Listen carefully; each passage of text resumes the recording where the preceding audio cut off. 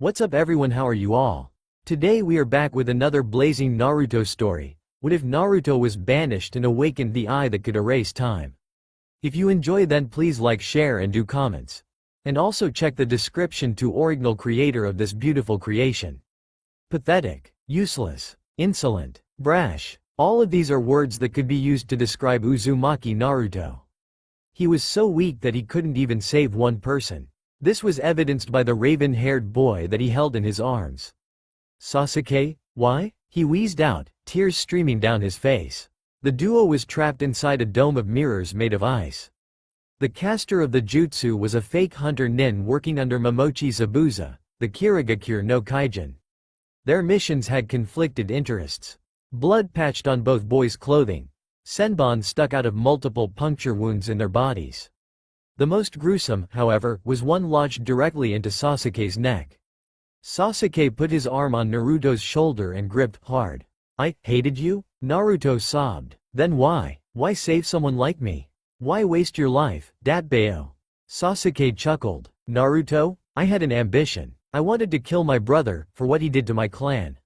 But I failed. Don't let yourself die before you complete your dream." With that, Sasuke's Sharingan eyes closed for the final time. "You surely see now that your death is inevitable? Give up, or I will be forced to object you with the same fate as your friend," the fake hunter nin suggested.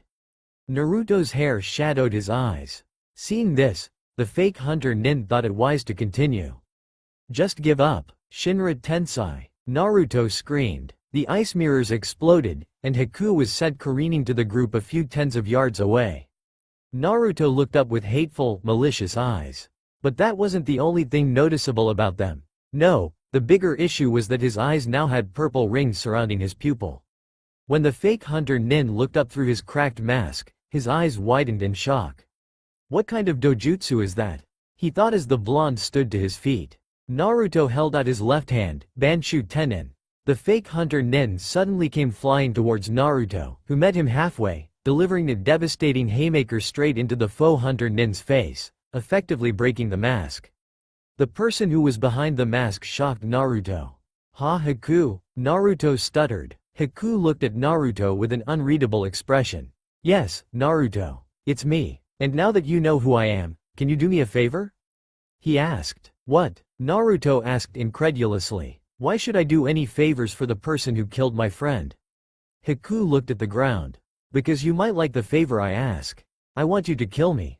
Cursed eyes. Hitaki Kakashi was engaging Momochi Zabuza a little bit further along the bridge. The two were locked in a fierce kenjutsu battle, with Kakashi using a kunai, and Zabuza using his Kabikirabocho. After a particularly vicious bout, Zabuza managed to lightly cut Kakashi's back. Kakashi flipped away. "You see now, Kakashi?" Zabuza taunted, "I'm the superior opponent here. Now give up and let me kill the bridge builder already, or I'll be forced to kill you and your genin." Kakashi's eyes hardened. "I can't allow that, now can I? Kachiyose no jutsu." Zabuza didn't know exactly what Kakashi had planned, but he didn't want to find out either. Before he could do anything, he cried out in pain. Kakashi smirked. "Fanged pursuit jutsu success. You know, Zabuza?" Zabuza was shocked that he was caught so easily, while using his most effective technique at that. "You say that I can only copy jutsu from others using my Sharingan. That's not true." Kakashi went through a quick string of hand seals. "I'll show you my only original technique. Reikuri cursed eyes. Naruto's eyes hardened. "Why would you want me to kill you? Is it because you lost?" he asked. Haku nodded solemnly. "Zabuza-sama will have no use for me now that I have lost. I am no longer a razor-sharp tool, but one with a dulled edge." Naruto growled. "Don't say things like that, Datbeo. You're no one's tool, you're your own person." Haku chuckled with little humor. "I once had a family. A mother and a father. We lived in a little town in Mizu no Kuni. Everything was fine for the first few years, and we were happy. But then, something terrible happened. I showed the ability to use my Kekkei Genkei." Naruto looked at Haku in confusion. "What's a Kekkei Genkei?" A Kekkei Genkei, or bloodline trait, is an ability passed down through heritage. It is unique to the family who possesses it. We both possess Kekkei Genkei, my Hayaten, and your dojutsu." Haku explained. Naruto's eyes widened. I have a Kekkei Genkei? Wait, that means I have an ability like Sasuke. Haku nodded. You may have noticed that your vision has changed. Naruto rubbed his chin in thought. Yeah, I noticed that everything's a lot more clear. It's so detailed now. That is because your Kekkei Genkei has already awakened. Now, let me continue my story. When my mother saw my Kekkei Genkei, she slapped me and told me to never use it again. But it was too late. My father saw the interaction and butchered my mother. Then he came after me. Fortunately, I was able to kill him with my heightened abilities. You see, in Kirigakure and surrounding nations, there was a bloodline purge. People with Kekkei Genkei were being killed just because of something they were born with and unable to control. Heroes of war that used their bloodlines to fight for Kirigakure were betrayed and slaughtered. I and my mother were no exceptions. But then, Zabuza-sama found me. He saw usefulness in me and told me that he would take care of me when I needed it the most. In return, I became his weapon. A tool that he uses when he sees fits and discards of upon his own accord. He is my master. And I have failed him. So please, Naruto, end my suffering. Haku had looked so weak and pathetic in that moment that Naruto felt like a bastard for even considering that. But the least he could do is honor the wish of his fallen opponent. If you insist, Naruto said stiffly. He pointed his palm at Haku, who then looked further along the bridge, his eyes widening. On second thought, Naruto, there is one more way I can make myself useful to my master. Naruto narrowed his eyes, and Haku disappeared. When Naruto saw what Haku was about to do, it was too late to stop him. Naruto could only hang his head. Haku had used the Shunshin no Jutsu to intercept Kakashi's Reikiri, which pierced Haku through the chest. Kakashi's eyes widened in shock. Blood spilled from Haku's mouth. Zabuza-sama, was his last word. Zabuza smiled sadly. Thanks for the save, Haku. Clapping resounded from farther along the bridge.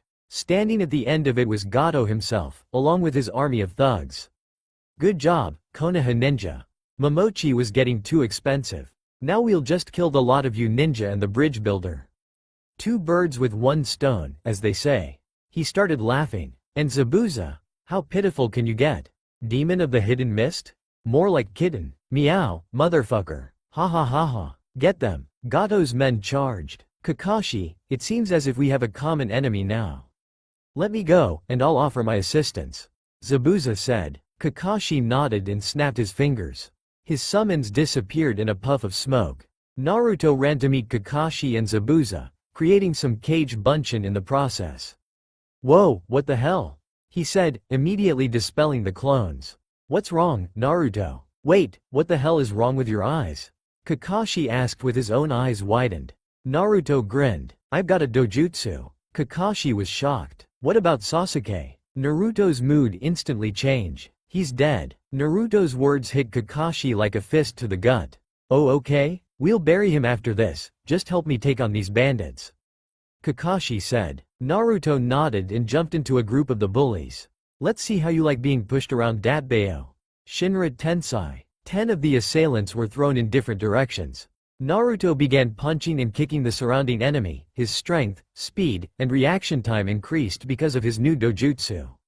He took out his rage on the unfortunate mercenaries until they were nothing but bloody piles of flesh on the ground. Blood coated Naruto's face. He looked over at Zabuza, who was making his way towards a pleading Gato. You don't have to do this. I'll double your pay. No, I'll triple it. Anything. Just don't kill me. He was silenced by the kunai in Zabuza's mouth. Zabuza then proceeded to fall to the ground, dead. Cursed eyes. Sakura was crying over Sasuke's prone body. Sasuke-kun? Sasuke-kun? Why? She kept repeating over and over. Suddenly, Sasuke's eyes shot open, revealing his one Tomo Sharingan. Sakura? Wait, I'm not dead? He asked, confused. Sakura smiled brightly through her tears. You're alive, Sasuke-kun. I thought Naruto Baka had gotten you killed. Sasuke glared. I sacrificed myself for him. I did it through my own will. So don't go talking bad about the person that I saved, even if I'm not dead. Sakura hung her head from not getting ideal attention from her crush. Cursed eyes. They didn't deserve to die like this. Naruto said, gritting his teeth. Kakashi put a hand on Naruto's shoulder. Even if that's true, there's nothing we can do about it now. Let's go. Kakashi began to walk over to Sakura. But Naruto had other ideas. Images flashed through his mind. Hand seals, a jutsu. He went through the hand seals and called out, Geto. Rinate Tensai no Jutsu. Suddenly, life returned to Zabuza and Haku. They sat up, looking confused. Kakashi looked at the scene in disbelief. Naruto, you can bring people back to life? He asked. Naruto looked equally surprised. I guess, he panted, having lost considerable chakra from the endeavor. Kakashi's lone eye, having deactivated his Sharingan, narrowed. That's too much power for a kid to have. His Rinnegan will attract a lot more attention than he'll need. He thought. Naruto, deactivate your Rinnegan. Don't use it again until I say so or you really need to. Naruto was confused. The hell's a Rinnegan? He asked. I meant your dojutsu. Its name is the Rinnegan. I'll explain more about it when we get back to Konoha. Kakashi said. Naruto did as he was told, and Kakashi looked at Zabuza. Zabuza, take the money you need for the coup d'etat from Gato's stash and leave the rest for Nami no Kuni. Kakashi said. Zabuza's eyes widened. You knew, the whole time, you knew. That's why you didn't fight me at full power. He accused. Kakashi's eyes smiled. As the old saying goes, know thy enemy. You have Naruto to thank for the return of your lives. Zabuza looked at Naruto, who scratched his head sheepishly. I couldn't help myself. How does it feel? I don't believe that a midget like him could have done something like that, Zabuza said. Naruto shook his fist. Oi, I ain't no midget. I just haven't hit my growth spurt yet. And of course I can bring people back to life. I'm the super awesome mega ninja future Hokage-sama. He bellowed, causing all three of the other ninja to sweat drop. Exactly why I don't think you revived us. Cursed eyes. 2 weeks later, Naruto's team and Zabuza had went their separate ways after the battle. Tazuna finished the bridge, and Kakashi grilled Naruto and Sasuke on what happened. Flashback 2 weeks ago. Okay, you two. Tell me everything. How did Naruto awaken such a powerful tool? Kakashi asked. I was nearly dead, Kakashi. How could I have seen it? Sasuke countered. Kakashi turned his attention to Naruto, who was picking his ear. Naruto? What happened? Naruto looked at Kakashi. After Haku fake killed Sasuke, I lost it. My dojutsu activated, and I did this. Shinra Tensai. Kakashi and Sasuke were sent flying a few feet. That's a pretty useful power. Can you do anything else? I'm sure that isn't the limit of the legendary Rinnegan. Kakashi said. Naruto smirked and held out his right palm. Banshu Tenin. Kakashi was immediately pulled towards Naruto, all the while screaming in terror. Stop it. Naruto snickered and cancelled the jutsu, causing Kakashi to fall on his face. When Kakashi stood up, he glared at Naruto. Never do that again. Anything else? I know that you apparently have the ability to raise the dead as well, but I want you to wait a while before attempting that again. Naruto scratched his head. I don't think I can do anything else. That better not be all I can do, Datbeo. Sasuke smirked. A dojutsu like that still doesn't compare to my Sharingan, Dobi. Naruto scowled. Oi, Teme, did you forget that I can raise the dead? Something else I figured. If I can repel and attract, which are opposites, then since I can reanimate, shouldn't I have the opposite of that, too? Kakashi and Sasuke blinked. Well, that makes sense, actually. Never thought that I'd hear you saying something sensible, Naruto. Naruto grinned stupidly. What else could you expect from the best? Present day. Kakashi decided to wait until they returned to Konoha before starting Naruto's Rinnegan training. But he did, however, do something for the group so that he could contemplate what would be best to teach them. What the hell are we supposed to do with these? Sasuke asked, holding a small slip of paper. Sakura racked her brain for an answer. I know what these are. She said, these are chakra conductive papers. If you channel your chakra into them, it shows you what your elemental affinity is. Naruto was completely lost, as evidenced by the look on his face. What now? Was his intelligent response.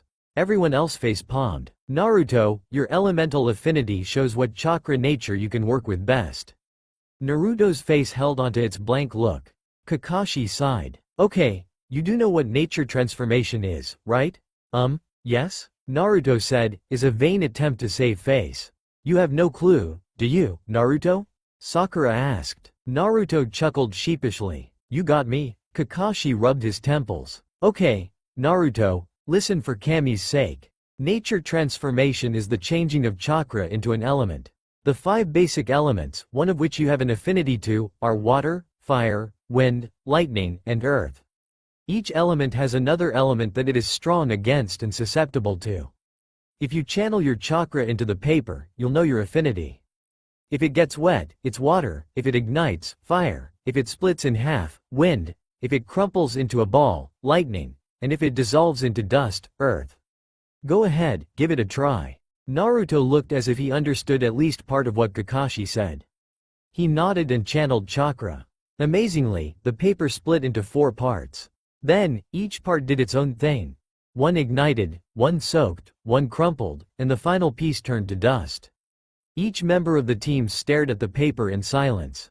Nani? Nani? Naruto yelled. This is unheard of. Kakashi stuttered in shock. See, I told you I'm a super ninja, Datbeo. I told you. Naruto yelled. Sakura smacked him over the head. Quiet, Baka. My turn. Sakura's paper burned up. Fire. That's common in Hai no Kuni, Kakashi commented.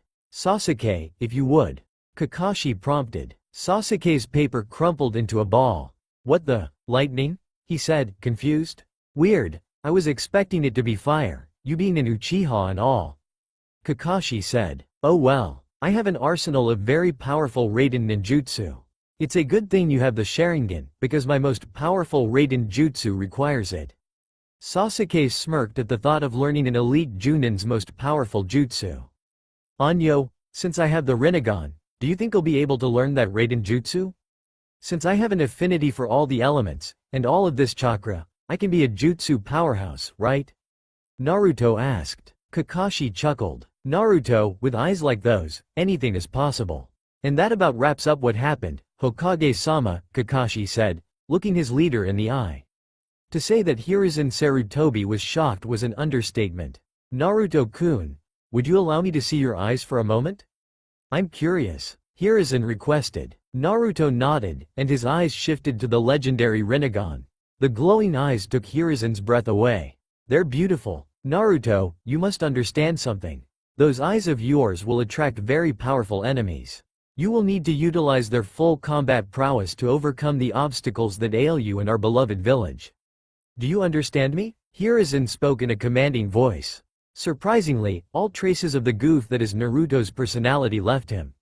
Understood, Hokage-sama. I will become strong enough to capture, debilitate, or eradicate any enemy ninja that threatens Konohagakure and Hai no Kuni.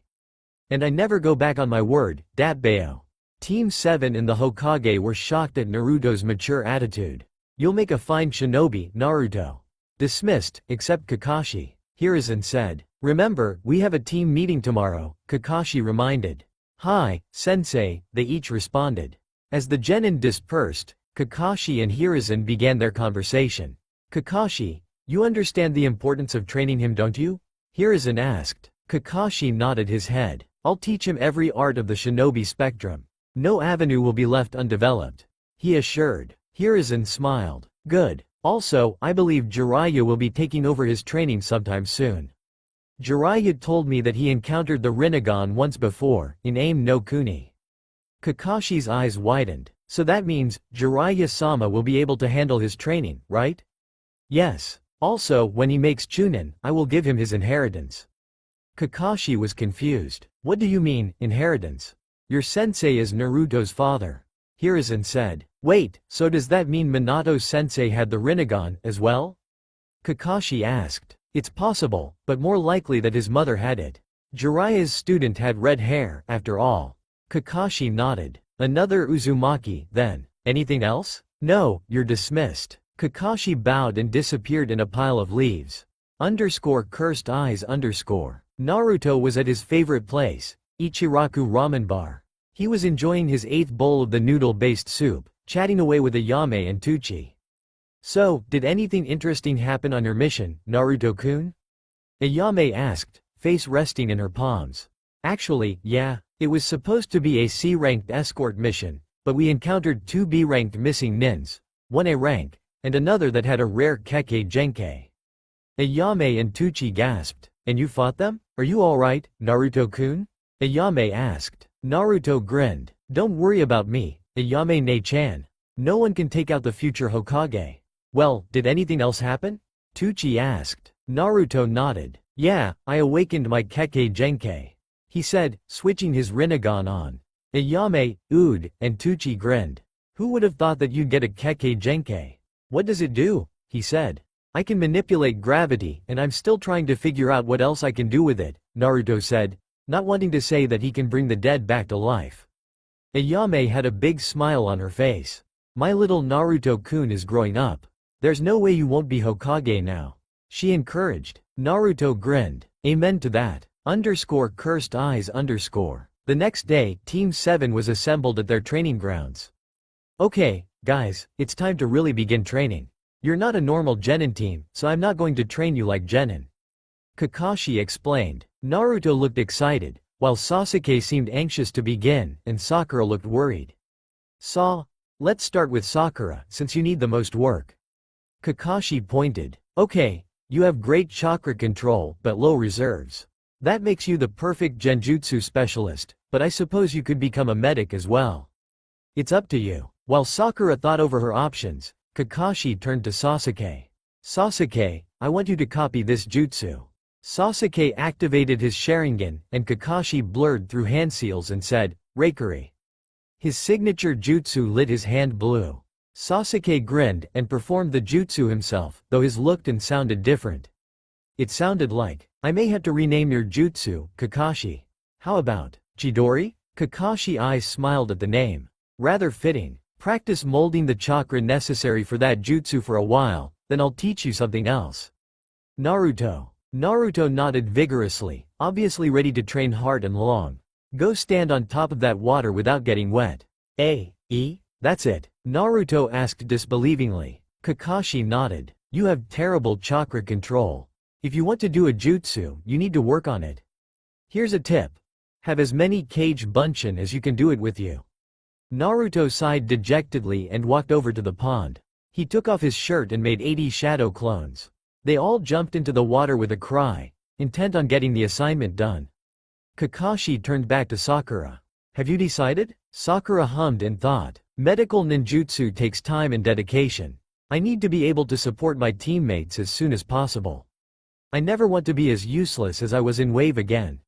I choose to be a genjutsu specialist, she said with the will of fire burning in her eyes.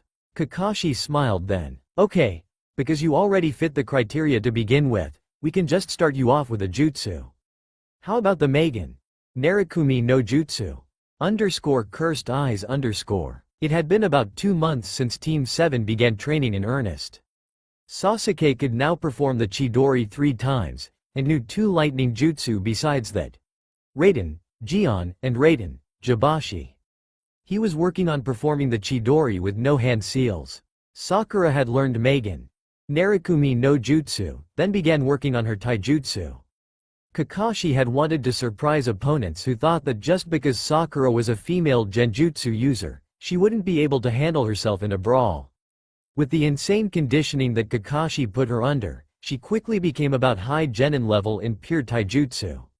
Naruto had evolved quickly, bringing 1 jutsu from each element under his belt, as well as 3 total futon jutsu. He learned Suijinheki, Doden, Shinju Zanshu no Jutsu, Kaden, Hausinka no Jutsu, Raiden, Shunshin, Futon, Daitapa, Futon, Repusho, and Futon, Yuha Repusho. Naruto had also discovered another of his dojutsu abilities, or paths, the Asura Path. Naruto couldn't yet fully utilize the path, but he was able to fire his arms as projectiles. The fire concentrated chakra beams from the remainder. It was a useful ability to have, and it cost him little to no chakra. Another thing the team did collectively was physically train. Everyone was set at their own pace, but it quickly became clear that it was a contest to Naruto and Sasuke. And thus, they began to rapidly increase their weights, running laps and doing push-ups until they collapsed. One day, when the team met up, Kakashi handed them each a slip of paper. What are these for, Kakashi-sensei? Naruto asked. Kakashi eyes smiled at them. Congratulations, you three. I hereby nominate you all for the Chunin exams. Naruto already knew what his decision would be. He'd make Chunin on his first try. He was by no means a Genin-level ninja. Oh no, he was only a Genin in name, as was the rest of his team. Even Sakura had improved to the point where she could handle herself in a fight. And Sasuke, oh boy. Sasuke, he had become a monster in his own right. Naruto knew that even with his Rinnegan, Sasuke was a tough opponent. Now when Naruto used his Diva path, Sasuke stood no chance. However, if Naruto used his Asura path, Sasuke could dodge easily. His jutsu were likewise avoided. As Naruto contemplated his team's effectiveness, he bumped into someone with an oof. Before he could stand up and apologize, a rough hand grabbed him by his tracksuit collar and pulled him to his feet, lifting him into the air. Oh oi, Naruto said in surprise, not expecting something so aggressive. Naruto looked at the three people before him. There was a short kid with a large gourd on his back and red hair, who looked like he hadn't slept a day in his life. Then there was a blonde girl, noticeably taller than the short one, with a war fan strapped to her back. Finally was the one manhandling him. He had a bundle on his back, a black hooded one piece, and makeup. Let me go, now. Naruto spat coldly. This was eerily similar to how he was treated as a child. He would tolerate none of it. The older kid scowled. No way. How can you just bump into someone without even apologizing?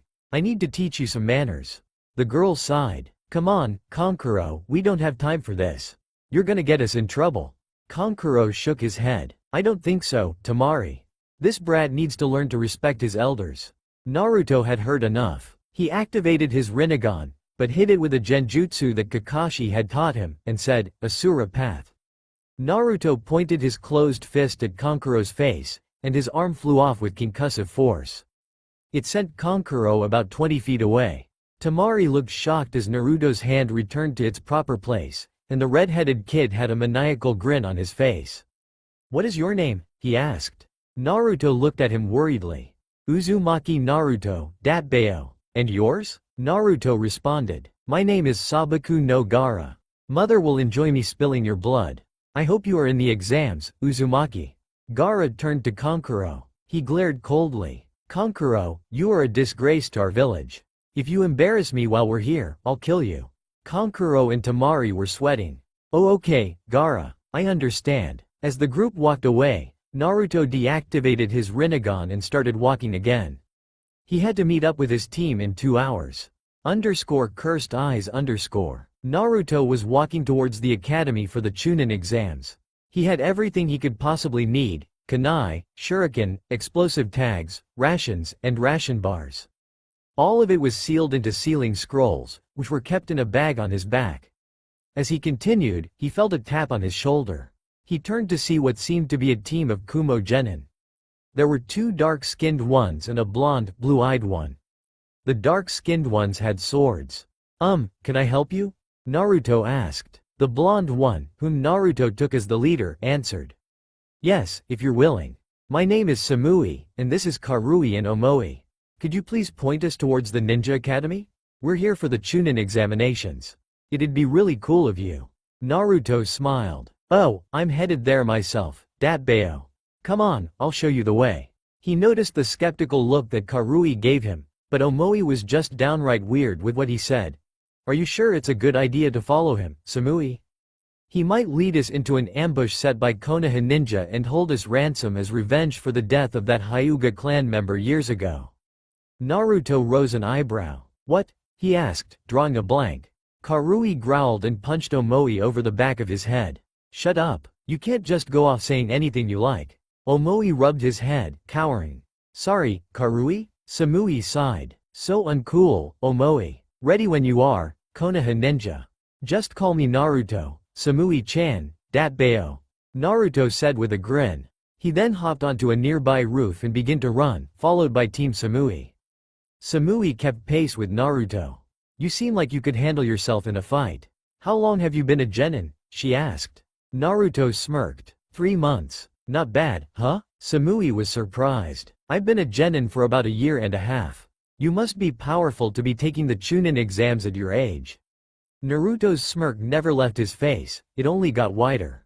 At least someone acknowledges my expertise. I am the future Hokage. Samui smiled lightly. I'd pay to see that. Naruto looked hurt. You don't think I could do it? I'm offended, Samui-chan. We'll see what you're made of in the exams, Naruto-san. Samui said. Karui was behind them, scowling slightly. She whispered to Omoi, can you believe that she's actually conversing with a Konoha ninja? It's disgraceful. Omoi shivered, his eyes wide. What if she becomes romantically attached to him and defects to Konoha? That could cause the Fourth Shinobi World War, and that could destroy Rai no Kuni. It might bring the end of the shinobi system. Karui smashed Omoi over the head with a tick mark on her forehead. Obviously, that won't happen. But still, a Kumo Kunoichi and a Konoha shinobi getting along? That doesn't even sound right. Karui said, suspicious. Maybe you're jealous of the male attention that Samui is getting? Omoi suggested. Karui turned on him with a death glare. Are you implying that I'm unattractive? She asked. Omoi began sweating. Nah, not at all, Karui. Forget what I said, he said. Karui huffed and turned around. Good. Soon enough, the group had landed right outside the academy. Sasuke and Sakura stared with wide eyes as they approached. Naruto, why are you with Kumo Ninja? Sakura asked. I was just being my usual gentlemanly self, and showing them the way to the academy. Naruto said. Sakura rolled her eyes. Sasuke began walking inside. It doesn't matter. Let's go. Sakura quickly followed after her crush, while Naruto turned back to the Kumo team. Well, I guess when I see you again we'll be opponents. Naruto said. Samui nodded. It seems that way. Thank you for leading us here, Naruto-san. She then elbowed both of her teammates, who mumbled their thanks. Naruto gave a grin. No problem. Well, guess I'll see ya when I see ya, Datbeo. Naruto disappeared in a Raiden Shunshin. Oh, so he wasn't kidding about his abilities. To see a Konoha nin using a Raiden Shunshin is rare, especially a genin. Samui pointed out. That's rather cool. Are you interested in him? Omoi asked. Let's watch out for that team. Someone like him, as well as an Uchiha, that's a problem. That problem is uncool, she said, walking into the building. Cursed eyes. Team 7 walked through the halls of the academy. Kakashi said that the exams take place on the 3rd floor, so that's where we're headed, Sasuke commanded. Naruto made a sour face. Who made you the leader, Datbeo? He asked. Sasuke looked at him dryly. Do you want to make all the logical decisions, Naruto? Naruto smiled stupidly. Nope. Sasuke smirked. I didn't think so. Now follow me. They climbed the stairs and came to a room that everyone seemed to be standing outside of. It appeared that there were 2 genin blocking the way inside. A bull-haired genin in a green spandex suit yelled, please let us through. He was shoved back by one of the genin. No way. You're not ready for this kind of test. Just come back next year. Sakura whispered to her teammates, Genjutsu. We're still on the 2nd floor. Sasuke flipped on his Sharingan. You're right. Good work, Sakura. Let's go. Sakura beamed at her crush's praise. Naruto's Rinnegan, while powerful, couldn't detect the use of chakra. He scowled at the thought that the Sharingan could do other things that his Rinnegan couldn't. Why do people praise these so much if I can only do certain things with them, Datbeo? Naruto thought, frustrated. He kept his thoughts to himself, though, and continued walking.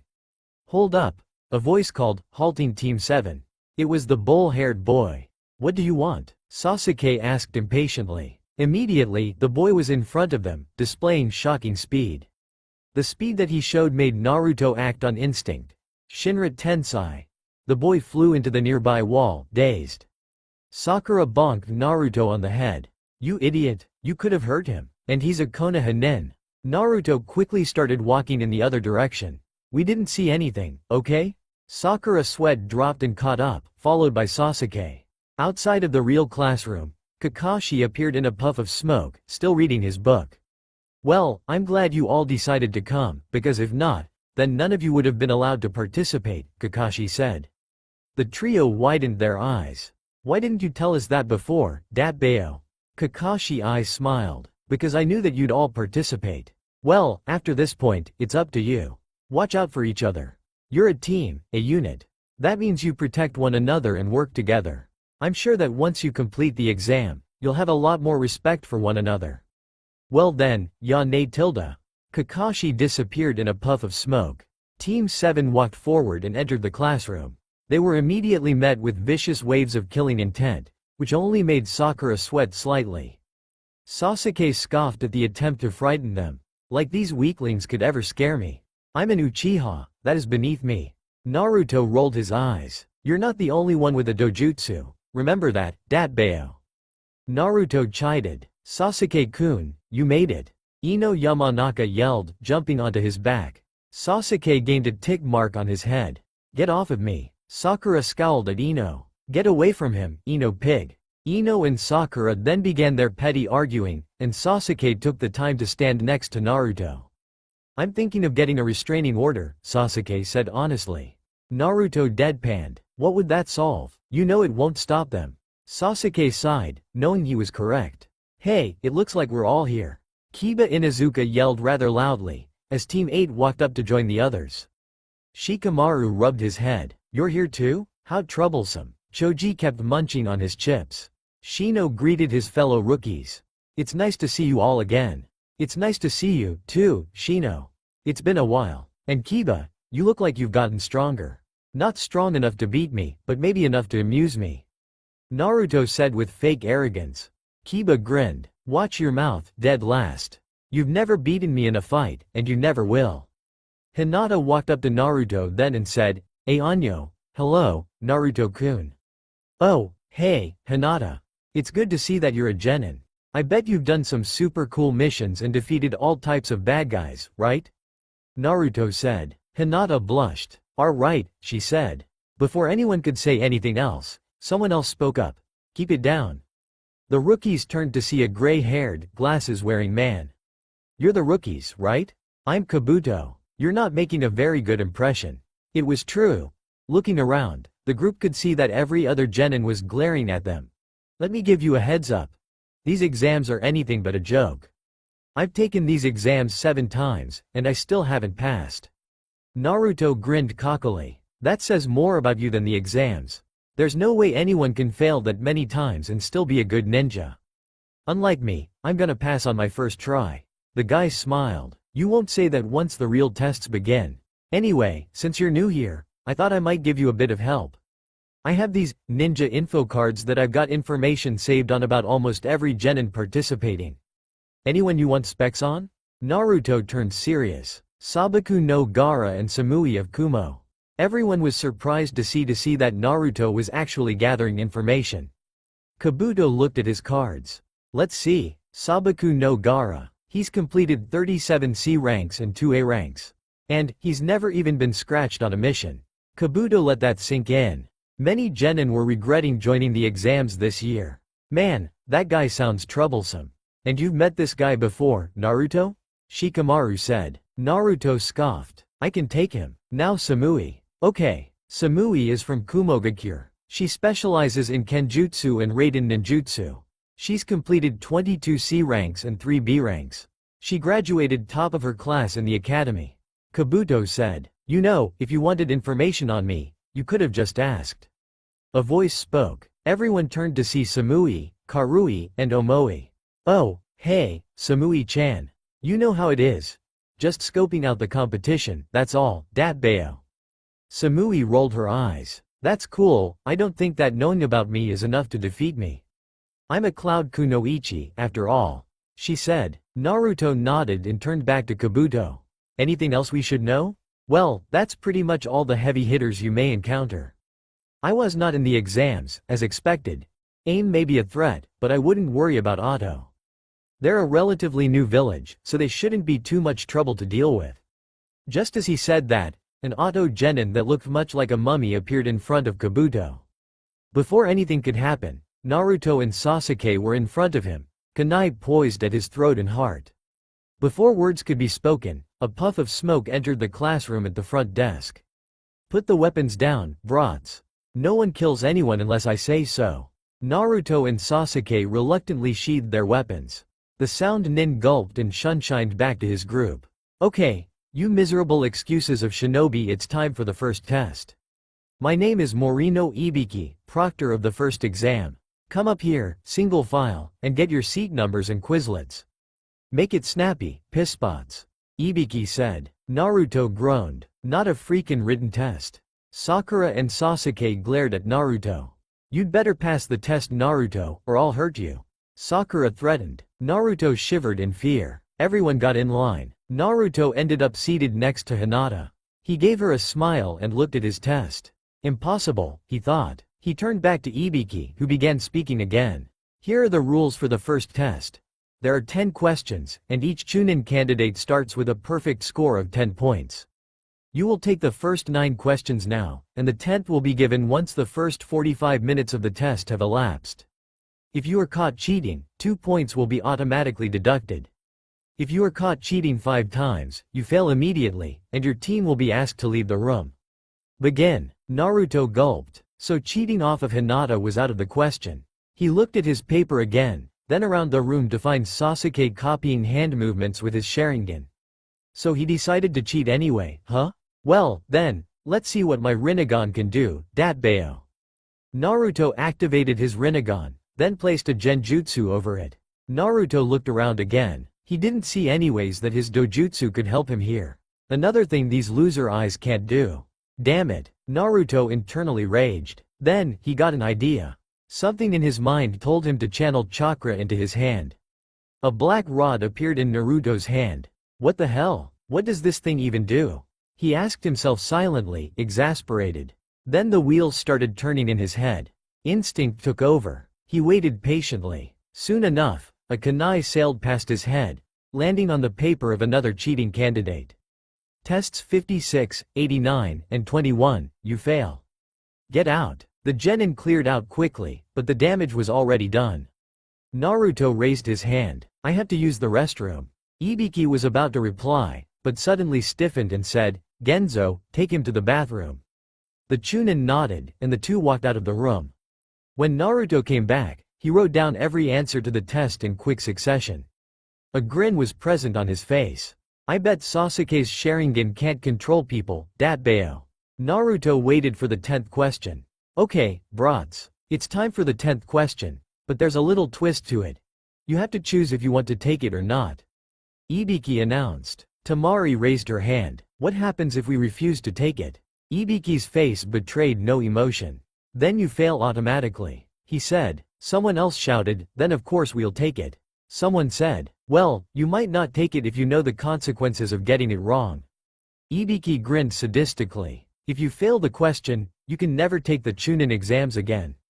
Not in your life. Everyone began to shout it about how unfair that rule was. Silence. His loud voice shut everyone up. You can argue all you want, but the fact remains that this is my test, and I can do whatever the bloody hell I please with it. Got a problem with that? Take it up with me personally. Ibiki spat. Team 7 wasn't really worried. We made it this far, we can get through one more question.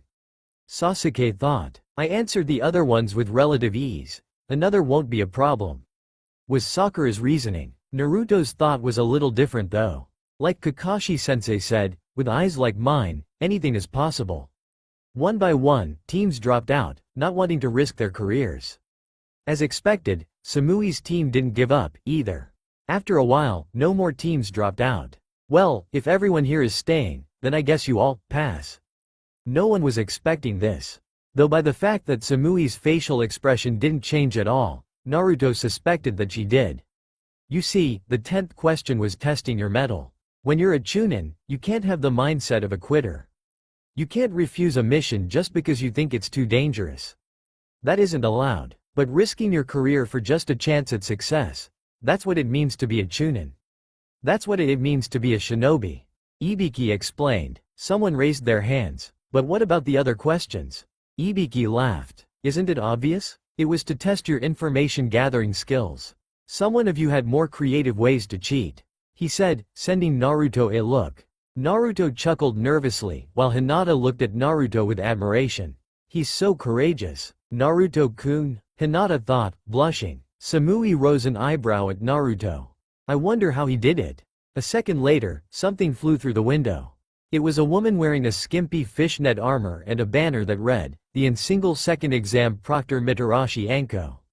Naruto knew that things were going to get really weird from there. Wow, Ibiki. 46 teams passed? You must be going soft. Anko Mitarashi jested. Ibiki smirked. Or maybe it's just that we have a stronger crop this year, he said, sending a pointed look towards Naruto. Anko caught his eye. Oi, what's so special about that brat? She asked. Watch the exams, you'll see soon enough, Ibiki said vaguely. Now all eyes were on Naruto, who looked a little nervous. It doesn't really matter how many you passed, Ibiki, because my test is guaranteed to cut these green genin in half. Maybe even less than that will be left, Anko continued, licking her lips predatorily. Every weak-willed genin gulped, but our main genin didn't even falter. Alright, brats, meet me at training ground number 44 in 30 minutes. If we start the test without you, you won't be joining at all. Anko then shunshined away. Naruto and his team met up in the center of the room. We already know where training ground 44 is, but I doubt any non-Konoha ninja will. Let's hurry up and get there, Datbeo. Naruto said excitedly. Fine, I don't see a point in loitering around here anyway. See you there, Sasuke said, before disappearing in a Raiden Shunshin. Naruto followed suit, and Sakura used a normal leaf Shunshin. Samui studied the spot where Team 7 was just gathered. It seems as if the entire team is a threat. I'd like to avoid them if at all possible. Come on, we don't have long to find this place, she said, before walking out of the room, followed by her teammates. I don't like this, Omoi said to Karui. She nodded. I don't either. Cursed eyes. At the gates surrounding the 44th training ground, Anko began explaining the rules to the second test. The rules are pretty simple, if you ask me. You start off with either a heaven scroll or an earth scroll. You need to collect the opposite scroll from another team and make it to the tower directly in the center of the forest. That is, while avoiding any teams that want your scroll and any predatory beasts. This place isn't called the Forest of Death for nothing, Anko grinned wickedly, sending shivers down the genin's backs. Anko noticed, however, that she wasn't getting to Naruto. What does Ibiki see in this gaki? Anko thought with narrowed eyes. Naruto suddenly had to block a kunai and deflect a hand coming to his face. Sasuke was instantly behind the assailant with a knife pointed at her jugular. Anko grinned. You kids are mighty fast for fresh meat. Don't ever let your guards down. Naruto and Sasuke scowled. What's the big idea attacking me like that, Datbeo? Ya could have hurt me. You're no ordinary genin, Naruto-kun. I'll be watching you, Anko whispered into his ear. Naruto shivered. Anko shunshined back to the front of the crowd. Now, then, just sign these waivers here so we can let you continue. She said, as if nothing had just happened. The genin all face faulted. Cursed eyes. Naruto and the gang were hopping through the trees in the forest, searching for teams. If only one of us were a censored Bayo. Naruto complained. Naruto, why don't you just make a ton of Kage Bunshin? Send them out for us to locate teams. Sakura suggested. Naruto grinned. Great idea, Sakura-chan. Kage Bunshin no Jutsu. 50 clones spawned near them and shot out in all directions. I guess we should just set up camp for now, Datbeo, Naruto suggested. They all jumped to the ground and began to set up their tents.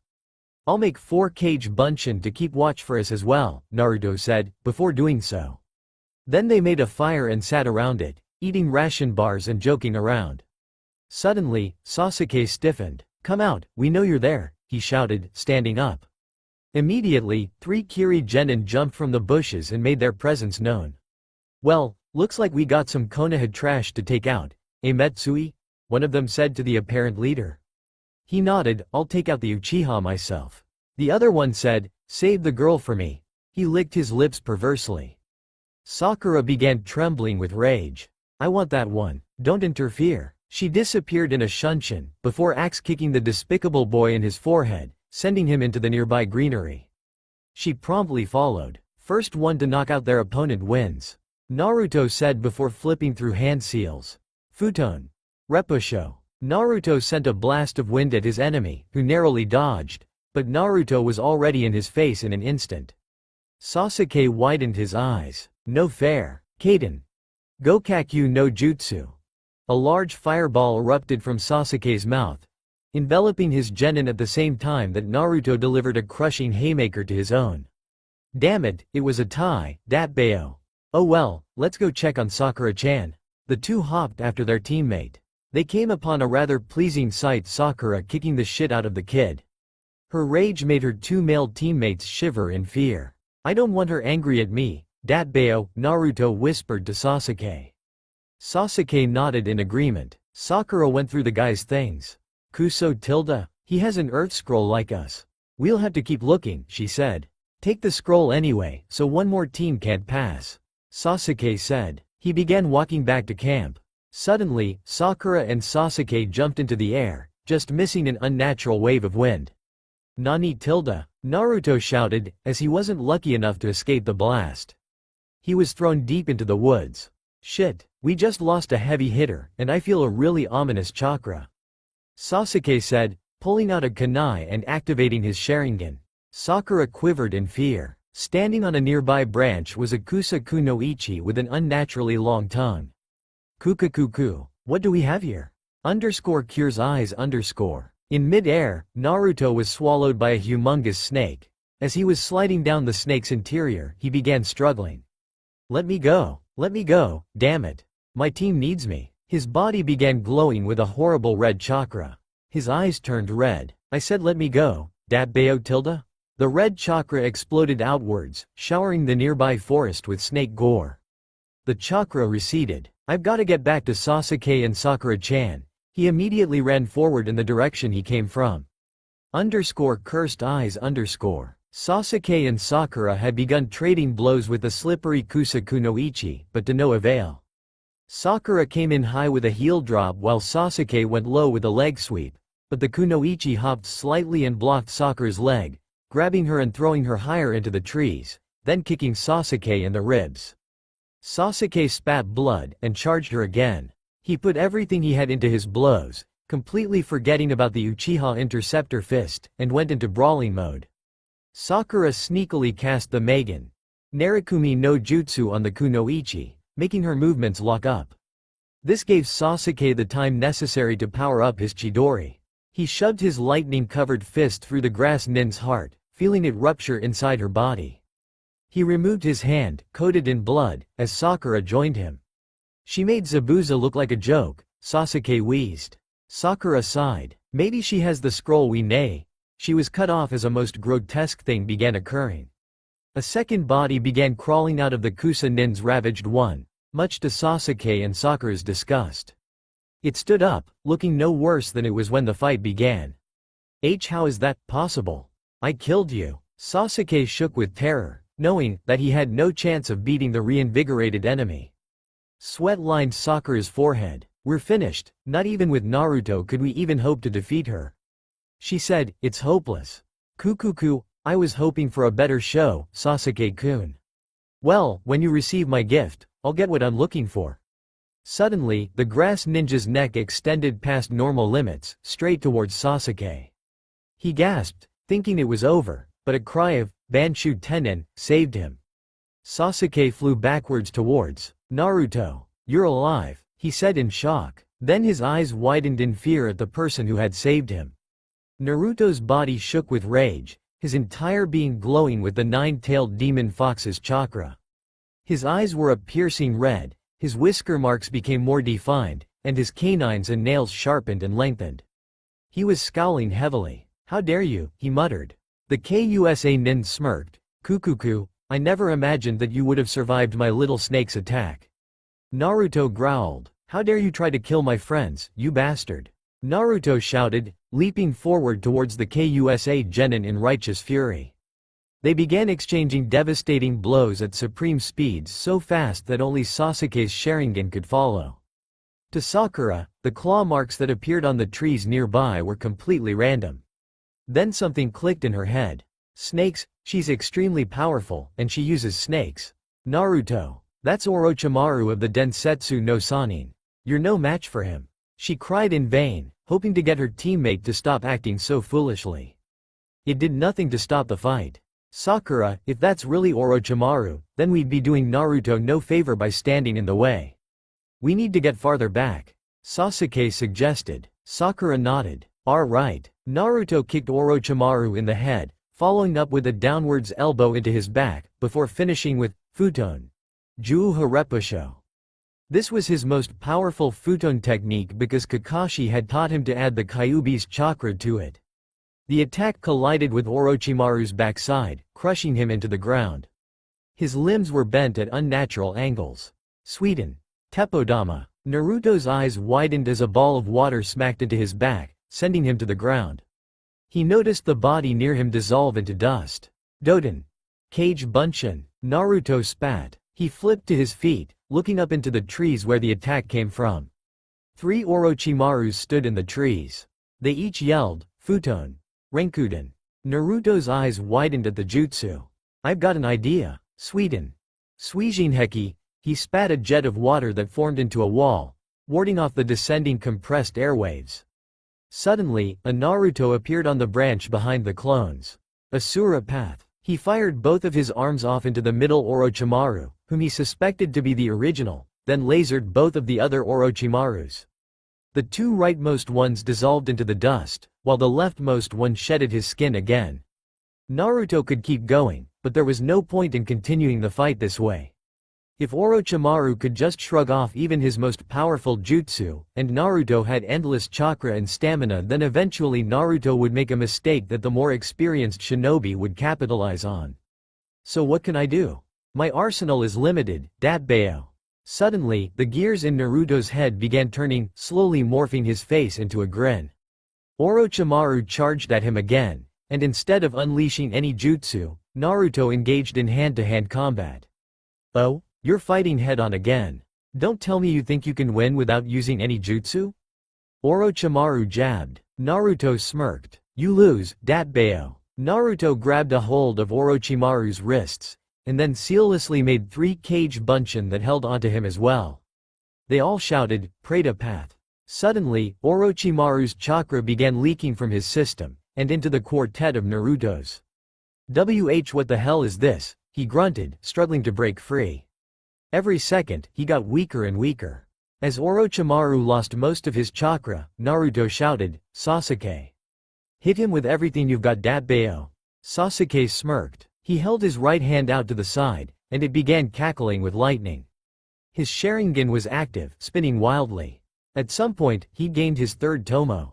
Sasuke charged forward at the bumbling mess that was Orochimaru and struck his fist through the missing ninja's head. His body dissolved into a multitude of snakes. "Burn them, Kaden." Housenka no Jutsu. Naruto spat 20 fireballs at each snake. Sasuke fired off his own gigantic fireball at a group of them. He panted heavily. "It's no use, he got away. We couldn't stop him." Naruto spat on the ground in anger. "So what do we do, then?" Sakura walked up to them. "We get stronger," she said. "We become Chunin and train harder than ever." Orochimaru is after Sasuke for some reason, and whatever that reason is, chances are that it's bad news. I say we get out of this forest as fast as possible and report this to Kakashi-sensei. Naruto and Sasuke both nodded. "Naruto-kun, I can't believe you just beat Orochimaru," Sakura exclaimed. Both Naruto and Sasuke froze. Did you just call me, Naruto-kun?" Naruto asked. Sakura blushed. I mean? Sasuke smirked. "So you've got a crush on him, now? Surprising, considering how revolted you were by him in the academy." "It's not like that," Sakura shouted in vain. Naruto and Sasuke began laughing, and soon enough, so did Sakura. Naruto suddenly stopped laughing. "Did you hear that?" He turned to the woods. "There's a team in there. Come on." He hopped into the trees, followed by his teammates. Naruto was tackled backwards by an enemy dressed in black. They hit the ground. "Naruto!" Sasuke shouted. He unleashed a quartet of shuriken into the assailant's back. They simply stood up and hopped backwards away from Naruto. Naruto got up. "I'm annoyed with this. We'll beat them quickly and take their scroll, then head for the tower, Datbeo." Naruto jumped into the air and butterfly kicked the genin across from him. It dissipated into what looked like a thick mist. "It's some kind of clone. I don't know how many they can make," Naruto exclaimed. Immediately, dozens of the enemy appeared in the trees surrounding the trio. Sasuke and Sakura backed up towards Naruto. "Naruto, maybe you should even it up a little bit," Sasuke suggested. Naruto grinned. "I couldn't agree more, Datbeo. Taju Kage Bunshin no Jutsu." Naruto clones appeared in droves. The clone armies immediately began tearing into each other. After a while of this, Sasuke said, "Kai," and all of the clones disappeared. It was a genjutsu? Naruto asked, dispelling his clones. Sasuke noticed a genin who looked like the original of the clones. He threw a kunai and pinned the guy's shoulder to the tree he was in. "Looks like we might have what we need." Sasuke hopped into the tree and went through the guy's things.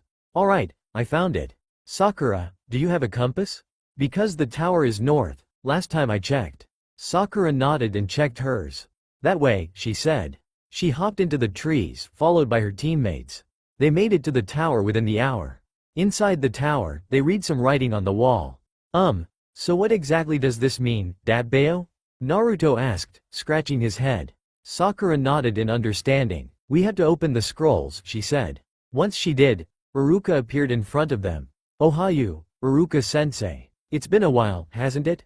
Naruto said. Iruka smiled. "It has. Maybe once you're done in here, I can take you out for ramen, for old time's sake." Naruto grinned cheekily. "That's a great idea, Datbeo." Iruka's smile grew wider. "Naruto, I'm very proud of you, all of you, and how far you've come. I remember the kid who couldn't even do one bunshin, now look at you." Iruka-sensei, we fought Orochimaru of the Densetsu no Sannin in the Forest of Death." Sakura said. "Nani? Are you sure? Is he still out there?" Iruka asked, panicking. "Calm down, Iruka-sensei. We beat him. He's hiding in the forest somewhere, not at full capacity. Just send some Anbu after him. They should be able to kill him," Naruto said. Iruka's eyes almost popped out of their sockets. "You guys beat Orochimaru? Well, technically, it was Naruto-kun who did. We didn't really do much to help." Sakura said. "I told you guys I was a super ninja, Datbeo," Naruto said with a triumphant grin. Iruka shook his head in disbelief. "To think it would be you of all people. You really are the #1 unpredictable ninja, Naruto. Now go on into the tower, I'll inform Hokage-sama, and you'll most likely be debriefed. Anyhow, good job on beating a Sannin. Maybe you three will be the next 3 ninja." They all smiled at the thought of that. "Okay, Iruka-sensei, see y'all later." The 3 genin walked further into the tower, ready to face anything that came at them. "Come on, world, throw everything you have at me, Datbeo. I can take it." After a few more days of rest, every passing genin assembled in the main room of the tower. So, all the rookies made it. Naruto thought to himself, "Damn, I was hoping Gaara's team would somehow get defeated in the forest. At least we didn't run into them after fighting Orochimaru." Sasuke, Sakura, Naruto got his teammates' attention. "No one here is a pushover. Some people, like Samui-chan and Gaara, we have to go all out against. Just hope you don't fight them." "That's what you hope, dead last."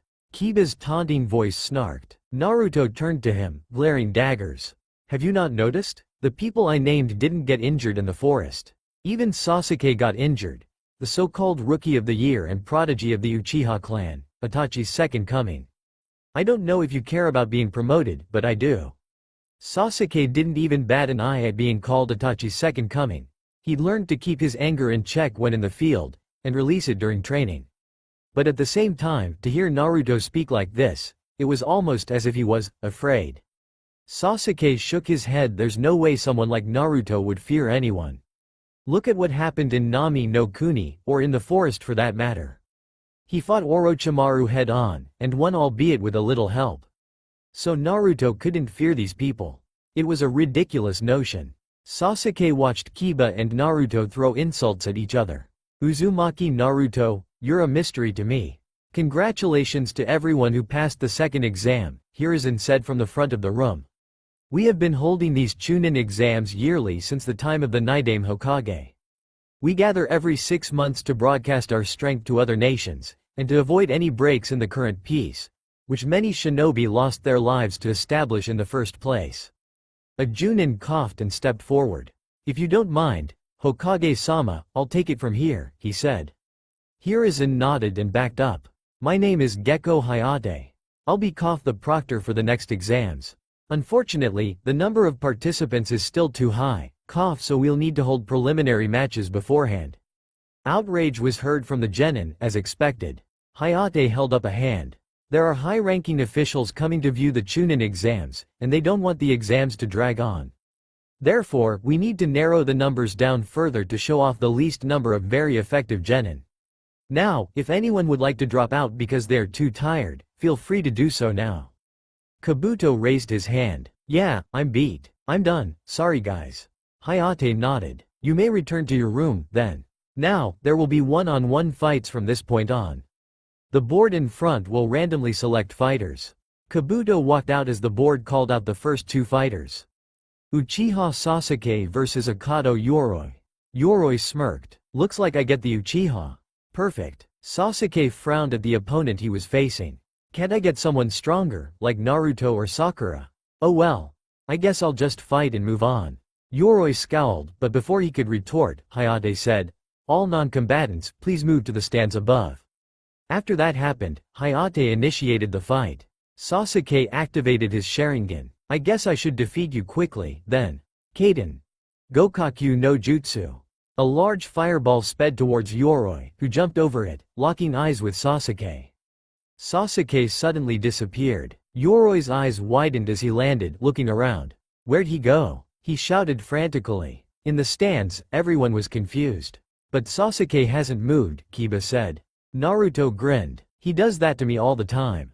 It was a subtle genjutsu. Everyone looked at Naruto. How'd he cast a genjutsu with no hand seals? Kiba asked, not believing it for a second. Trade secret, Kiba, trade secret. Back in the fight, Sasuke walked calmly towards an enemy who didn't even know he was there, twirling a kunai. This was way too easy. He pointed the kunai at Yoroi's throat and cancelled the genjutsu. Yield, he said coldly. The blade lightly cut Yoroi's throat. I yield. Winner of the first match. Uchiha Sasuke. Sasuke's teammates cheered, and Yoroi sullenly joined his teammate. The next fight was called Samui vs Kinuta Dosu. Samui narrowed her eyes at her opponent who she hadn't seen in the forest. Nor did he have a scratch on him. She hopped down to the ground, followed by him. Well, if Naruto could take him as easily as he did in the first exam, this shouldn't be a problem. Still, that's no reason to let my guard down. He's from Otogakure, and there's a reason that the village is called that. Begin, Hayate called. Dosu suddenly charged forward, and Samui Raiden shunshined to the left, before drawing her tanto. She channeled lightning chakra into the blade, elongating it, and slashed at Dosu, who ducked under her swing and attempted an uppercut. She barely dodged, but her eyes widened as she suddenly felt sick. She narrowly avoided another punch, but that made her feel even worse. Dosu was coming in for a third when she figured it out. Those vambraces. She suddenly slashed into his arm, sending blood and scrap everywhere. She twirled and did the same to his other arm. Dosu jumped back with a growl. So, you're more talented than other genin. You managed to not only power through my sound jutsu, but destroy the source as well. He got into a loose taijutsu stance. It looks like I'll have to beat you another way. They charged again. Dosu attempted to block Samui's first strike with a kunai, but her lightning-covered blade easily sank through the softer metal. Dosu's eyes widened as he jumped back to avoid the surely fatal blow to his head, but he wasn't quick enough, and the small sword took out his right and only eye. He jumped backwards and fell to a knee in pain. Do you give? Hayate asked. Dosu growled, I give. Winner. Samui. Medics. Hayate called out. A team rushed out carrying a gurney. They transported Dosu further into the tower. Samui finally threw up the contents of her stomach that she had been holding in. Omoi and Karui helped her back up to the stands. After a quick cleanup, the next fight was announced. Haruno Sakura vs Yamanaka Ino. Sakura smirked. Looks like I get to put you in your place, forehead, Ino taunted. Sakura looked at her sweetly. I'm going to mop the floor with you, Ino-chan. All the males present shivered at her sickly sweet tone. Once down in the arena, Hayate called the match. Sakura lazily took out two kunai and reverse gripped them. Ino got into a pitiful taijutsu stance, the one that they teach you in the academy. Suddenly, Sakura flung the first kunai she was holding past Ino's head. Ino shook for a second at how close it came to her eye. She had a shallow cut on her forehead. Then she laughed, ha. You can't even hit a still target, billboard brow? Sakura shunshined in a circle around Ino. There was a smirk on her face. She threw her other kunai at the opposite wall, and suddenly, Ino was trapped by something invisible. As she struggled, her arms and sides began to leak blood. Sakura laughed. How did you fall for simple ninja wire? Pitiful. Proctor, call the match. Winner. Haruno Sakura. Sakura cut the wires and collected her kunai. Ino returned to the stands, ashamed at her easy defeat. It's okay, Ino-chan. We'll just have to work a little harder, Asuma encouraged. Ino only nodded. Tenten vs Sabaku no Tamari. This fight was the most entertaining by far. The two kunoichi engaged in a battle befitting of Junin. However, Tenten's weapons tactic was useless against Temari's master use of futon. Naruto was awed by the use of futon chakra, and vowed that that would be the next element he would learn. Aburame Shino vs Zaku. In a manner befitting of a shinobi, Shino tricked Zaku into defeating himself. It was highly embarrassing. Nara Shikamaru vs Kin. Shikamaru used his Kageme no Jutsu to defeat Kin. Uzumaki Naruto vs Inuzuka Kiba. Ha ha ha, we get the dead last. Kiba yelled mockingly. This'll be a piece of cake. We sure did luck out, huh, Akamaru? Akamaru only whimpered in response. Naruto narrowed his eyes. Listen to the puppy, Kiba. I'm not the dead last anymore. I'll prove it. Naruto Raiden shunshined onto the battlefield. Kiba followed suit. As soon as Hayate called the match, Naruto held out his hand. Banshu Tenen. Kiba, to his own dismay, careened forward, only to be caught by the neck, courtesy of Naruto. Naruto held out his other hand, parallel to Kiba's stomach, with a smirk. Futon. Repusho. Naruto didn't place cutting futon chakra into the attack, as he didn't want to bisect a Konoha shinobi. Instead, he used grinding chakra, which sent Kiba across the room. Kiba got up with a growl. You'll pay for that, Dobi. Jujin Bunshin no Jutsu. In a puff of smoke, Akamaru was transformed into a copy of Kiba.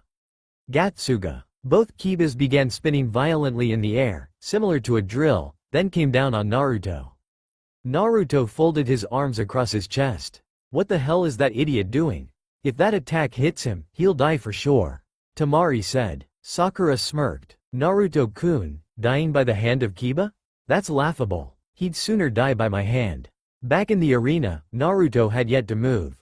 Just as Kiba was upon him, he yelled, Shinra Tensai.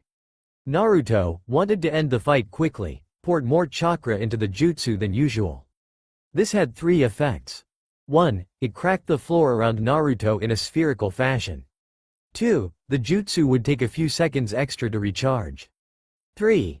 When Kiba and Akamaru came into contact with the field, it caused a gigantic boom, and the Inuzuka duo were thrown into adjacent walls. They didn't move again. Winner. Uzumaki Naruto. Naruto's cold gaze lingered over his fallen opponents.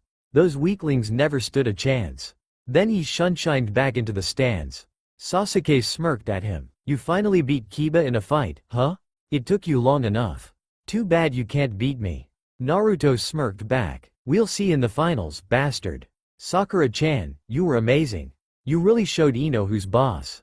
Team 7 made it to the finals. Naruto-kun, I hope you don't mind, but I'll be training Sasuke-kun and Sakura-chan without you.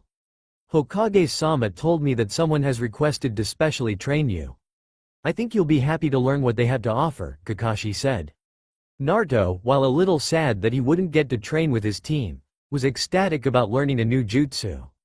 Okay, sensei. Oi, bastard, why weren't you copying any jutsu in the forest? That certainly would have helped. Sasuke scowled. You never used any hand seals, idiot. Oro that Kusa Nin didn't, either. How am I supposed to copy a jutsu without hand seals? Naruto sheepishly rubbed the back of his head. Of course, heh. Sakura sighed. Sometimes, it seems like you're getting smarter, Naruto-kun. Then you say something stupid, and you're back to square one. Naruto sighed dejectedly. Sakura-chan thinks I'm stupid. Hayate coughed, getting everyone's attention. The next match is Akamichi Choji vs Karui of Kumo. Karui grinned and hopped down into the arena. Choji looked hesitant to compete. Come on, Choji. If you fight, I'll treat you to barbecue later, Asuma encouraged. Choji had a fire in his eyes like never before. Yosh, for barbecue. He jumped down into the arena. Karui unsheathed her long blade. I'll show you Konoha Nin who the real strongest of the 5 is, Kumo. Hayate called the match. Immediately afterwards, Choji shouted, Baika no Jutsu. His fist was enlarged several times, and he brought it down upon Karui. Karui disappeared in a shunshin and reappeared in front of Choji directly after his fist came down, a clone next to her. Together, they double uppercutted Choji, sending him into the air and cancelling his expansion. One of the Karuis threw the other into Choji, and the thrown one dispelled, sending discharges of lightning into Choji's airborne form. He came down to the ground with a thud, the only movement being an odd twitch. Winner. Karui. Medics. She won in 2 moves. And she only used a single jutsu. Naruto exclaimed, what was with that clone? It turned into lightning, Kurenai asked. Naruto grinned, that was a Raiden. Kage Bunshin. It's basically a normal shadow clone, but it's infused with lightning, so when it's dispelled, it reverts into lightning, electrocuting anything it touches. Everyone looked at Naruto. How do you know that, Naruto? Kurenai asked, impressed. Because I know that jutsu. I just don't use it often, Naruto said. You know jutsu of 2 different elements? Asuma asked, shocked. Naruto smirked. A little more than that, actually. But enough of that, the next match is about to start. Hyuga Hinata vs Hyuga Neji. Hinata's face went pale. Neji smirked and hopped down into the arena. Oi, Hinata-chan. Why are you looking like that? You were one of the best kunoichi of our class. Kick his ass already. Naruto encouraged. Hinata timidly smiled at him. Naruto-kun? Hinata's eyes hardened, and she walked into the arena. Neji gave Hinata a condescending stare. Hinata-sama, you should stand down. Fate has already decreed the victor of this match. Hinata glared at Neji. I'll never bow to you, Neji-ni-san. I won't go down without a fight. Hayate threw his arm down, let the match begin. Instantly, the Hyugas began throwing palms laced with chakra at one another. This continued for almost 2 minutes. In the stands, the rookies were awed. So, Hinata-chan has been holding back a lot more than I thought. Naruto said. Sasuke and Sakura looked at him. Sakura spoke. You knew she was this strong, Naruto-kun?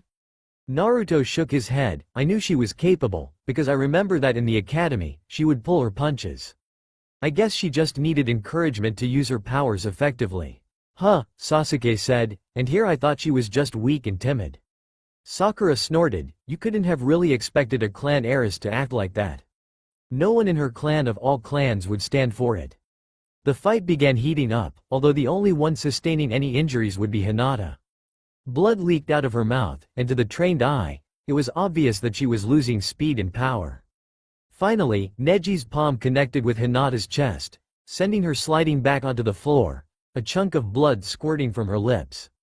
For a few seconds, no one moved. Then, Hinata crawled back to her feet. I'm not done. Not yet. Neji scoffed. Proctor, call the match, or I'll end it right here. He re-entered his stance. No, I can still fight, Hinata said, also preparing for another bout. Neji growled and charged forward, intent on killing Hinata. In a puff of smoke, Hinata was no longer in the same spot. Looking around, everyone saw that Hinata was being cradled by Naruto, who sported a terrifying glare. His Rinnegan was obviously covered by genjutsu, but that didn't hinder the glare's intent. You bastard? Naruto growled. Naruto-kun? Hinata mumbled in shock. Is this the treatment that the main branch gets over the branch house? Neji screamed in rage. You bastard. Urusei. She's done nothing to you. Naruto screamed louder. And what do you know of clan affairs, Uzumaki Naruto? You should stay out of it. Winner by disqualification. Hyuga Neji. Medics. Hayate called. As the medics took Hinata away, Naruto growled low in his throat. Neji, if I face you in the finals, I'll show you who defines fate. Naruto said, with righteous fury in his voice. Neji narrowed his eyes. I don't even consider you a rival, dead last. I'll defeat you even more quickly than I did Hinata-sama. Now there was a grin on Naruto's face, as if he was saying, can you believe this guy? He thinks he can beat me. We'll see. Naruto hopped back to the stands, followed by Neji. Rock Lee vs Sabaku no Gaara. Yosh, it is finally my turn. Gai-sensei, I won't let you down. Lee said, jumping down into the arena. Naruto turned to look at Gaara, and was unnerved because Gaara was staring at him. It seemed as if he'd been doing it for a while. Gaara then decided to shunshin into the arena, arms folded. Neither combatant did anything more than stare. Then, let the match begin. Instantly, Lee came at Gaara with a spinning kick, Konoha Senpu. Without moving, Gaara's sand blocked the attack. Lee used the sand to catapult into the air, then came back down with a heel drop that was, once again, blocked by the sand.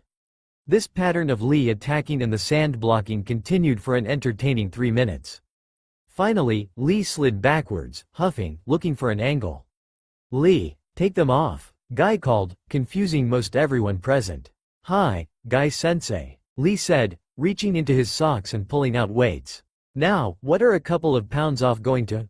Tamari started, but trailed off as the weights hit the ground, leaving large craters. Naruto grinned. "Now I'd like to spar with him. No ninjutsu, only taijutsu." Guy spoke to Naruto. "Lee is actually only capable of taijutsu, so I'm sure he'd appreciate a sparring partner for his specialty." Lee blasted forward with god speed, striking Gaara's face and sending him backwards slightly. That was the only hit he got in, however, as after that, the sand began to keep up with him. "Lee, remember when I said that what I taught you is only to be used to protect your comrades?" Guy said. "Hi, Guy-sensei, I remember," Lee said, still attacking. "Well, you can't protect your comrades if you're only a genin, can you?" Guy said with a pearly white smile. Lee stopped his attacks, backed up, and smiled. "Kaimon. Kai." Lee blasted forward and landed a punch on Gaara's face, followed extremely quickly by an elbow to the back of his head. Lee moved backwards before the sand could grab him, then charged forward again. "Kaiumon. Kai." Lee's speed seemed to increase further, and now no one could actually see him, save for a few. 24 punches and kicks decimated Gaara's form, causing the sand to become immobile for a few seconds with each attack. "Okay, now I'm not really sure if I want to spar with him. I didn't know he could use the 8 gates," Naruto spoke. "That guy's even more of a monster than you, Naruto-kun," Sakura said in awe. Sasuke only continued to watch. By this time, Lee had opened another gate, and his skin was an angry red. Punch after punch connected with Gaara's form, and the pain was evident in his face. Lee launched Gaara into the air, unwrapped his arm bandages, wrapped them around Gaara, and shouted, "Ura Renge." As they hit the ground, a fissure opened. Lee could have killed him, Naruto noted. "I honestly didn't think he'd be this strong after what the weirdo did before the first exam," Sasuke said. When the dust settled, Lee backed away from the downed Gaara, thinking it was over. This was a mistake. The sand lying around the arena converged on Lee, who had just then deactivated his gates. Due to this, and the strain that the gates put on his body, he was too sluggish to dodge. One chunk of sand grabbed onto Lee's forearm, and the other his leg. In a sickening crunch, followed by a shrill shriek of pain, the sand imploded, crushing Lee's appendages. Gaara stood up, sand peeling away from his face. He's not even injured from that. What a monster," Naruto shouted. Gaara's sand began crawling up Lee's body, presumably to crush the rest of it, when Hayate's arm grabbed Gaara's. "The match is over. If you kill him now, you'll be disqualified," Hayate said with a cough.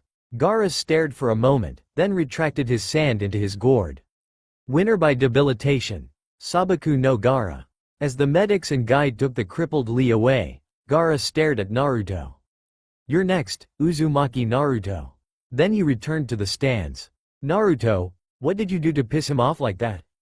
Kurenai asked. "From what I can tell, he just likes to fight strong opponents." "If that's the case, I'll show him just who he's messing with, Datbeo," Naruto said with conviction. Omoi vs Sabaku no Kankuro. This will be the last match, as there are no competitors left to fight after this one. Masumi gets a pass into the finals.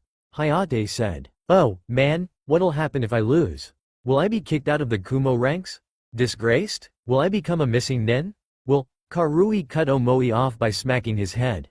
Get into the arena, you dolt," she hissed, causing Omoi to cry and jump down.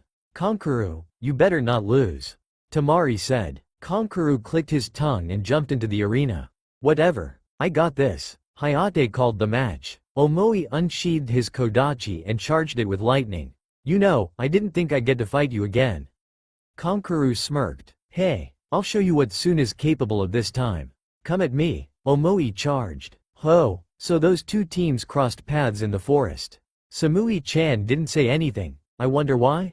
Naruto pondered. I'm supposed to tell you everything now, is that right? Samui asked, appearing next to the group. Well, not everything, but that would have been relevant information, Datbeo. Naruto said. To be honest, they weren't anything we couldn't handle. I fought Gaara for a while, but it was a stalemate. Fighting him is not cool. Karui fought the cool blonde one, and Omoi obviously fought the makeup-wearing one. Karui won easily, even though wind is powerful against lightning, while Omoi had a little more trouble with his opponent. It's pretty much guaranteed that Omoi won't fall for his uncool little trick again. Samui said, watching the fight the entire time. Naruto gave Samui a grin. I can't wait until I get to fight you, Mui-chan. Samui rose an eyebrow at the nickname. Getting a little informal, are we? You're interesting, Naruto-san. Or, would you prefer, Ruto-kun? The unfaltering smile on Naruto's face was the only answer she needed. I can't wait until we clash, either. Hopefully, it's soon. Sasuke noticed Sakura glaring slightly at Samui. So, you really do like him, huh? He whispered into Sakura's ear. Sakura blushed and scowled at him. Of course I don't like that idiot. Isn't it obvious who I like? Sasuke nodded. Yes, it's plainly obvious. Sakura said nothing else. Naruto and Samui continued to idly chat as they watched the match. Omoi went for a stab at Kankuru's chest, but it was blocked. Unexpectedly, Omoi dropped his kodachi, jumped up, kicked the wrapped bundle on Kankuru's back, and caught his kodachi, all in one fluid move. The bundle separated from Kankuru, and Omoi stabbed through Kankuru's heart. Then he sliced upwards, sending springs, wood, and metal everywhere. The bundle unwrapped itself, revealing itself to be the real Kankuru. TCH. I knew it wouldn't fool you again, but I didn't think I'd be fighting you, so I didn't have time to come up with a new tactic, or even switch my puppet back to its proper place. Now it's gone. Whatever. I won't give up that easily. Kankuru said. Actually, it's game over. Another Omoi stood behind Kankuru, his blade poised at Kankuru's back. One wrong move and this goes through your liver. I'd resign if I were you. Kankuru scowled. So I lost the match and crow? What a load of shit. Proctor, I yield. Winner. Omoi. Well, Mui-chan, it looks like Kumo hasn't been getting lax. Your entire team made it to the finals, and technically you've chosen the worst place to take your exams as our villages aren't exactly on friendly terms. Honestly, I'm impressed, Naruto said to Samui. Samui gave him an appreciative nod. That's cool of you to say, Ruto-kun. Your team isn't shabby, either. I see real potential in the Uchiha. And don't think I don't know about your Kekkei Genkei. This made Team 7, Kakashi included, stiffen. What exactly do you know about it? Naruto asked. My sensei encountered someone with your abilities a long time ago. Your exact abilities. He had peculiar eyes. Do you have those, as well? Samui offered. When Naruto stayed silent for a moment, Samui spoke again. This would just be between you and I, Ruto-kun. Do you have the Rinnegan? Kakashi sighed and clasped Naruto's shoulder. No point in hiding it now, I suppose. It's up to you whether you want to keep up the appearance of the genjutsu. Naruto sighed as well and released it. Yes, Mui-chan, I have the sage's eyes. But don't think that that's the only thing that makes me strong. I have other abilities, as well. Samui offered him a smile. I don't judge people based on their bloodlines. I judge them based on their work ethic. From what I've seen of you so far, you put effort into being a shinobi. That's why I find you so interesting. You were apparently the dead last of your graduating class, but look at how far you've come in a mere 2 months. No eyes, no matter how fancy, could accomplish something like that. You did. You're really cool, Ruto-kun. Samui rejoined her team. Kakashi gave Naruto an eye smile. Looks like you've got a girlfriend, Naruto-kun. And a Kumo nin at that. How does that make you feel? Naruto blushed and suddenly found his feat to be very interesting. She's not my girlfriend, Datbeo. Could all of the finalists return to the floor, so we may assign the finals fights? Hayate requested. As soon as everyone was in the arena, the results were posted. Round 1. Match 1. Uzumaki Naruto vs Hyuga Neji. Round 1. Match 2. Uchiha Sasuke vs Sabaku no Gaara. Round 1. Match 3. Samui vs Haruno Sakura. Round 1. Match 4. Nara Shikamaru vs Sabaku no Tamari. Round 1. Match 5. Omoi vs Aburame Shino.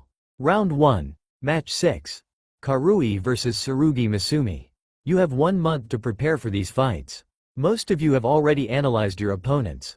Train to overcome their strengths. I bid you adieu, Hayate said, before disappearing in a shunshin. Naruto-kun, you'll probably find your instructor at the male hot springs, peeping at the women.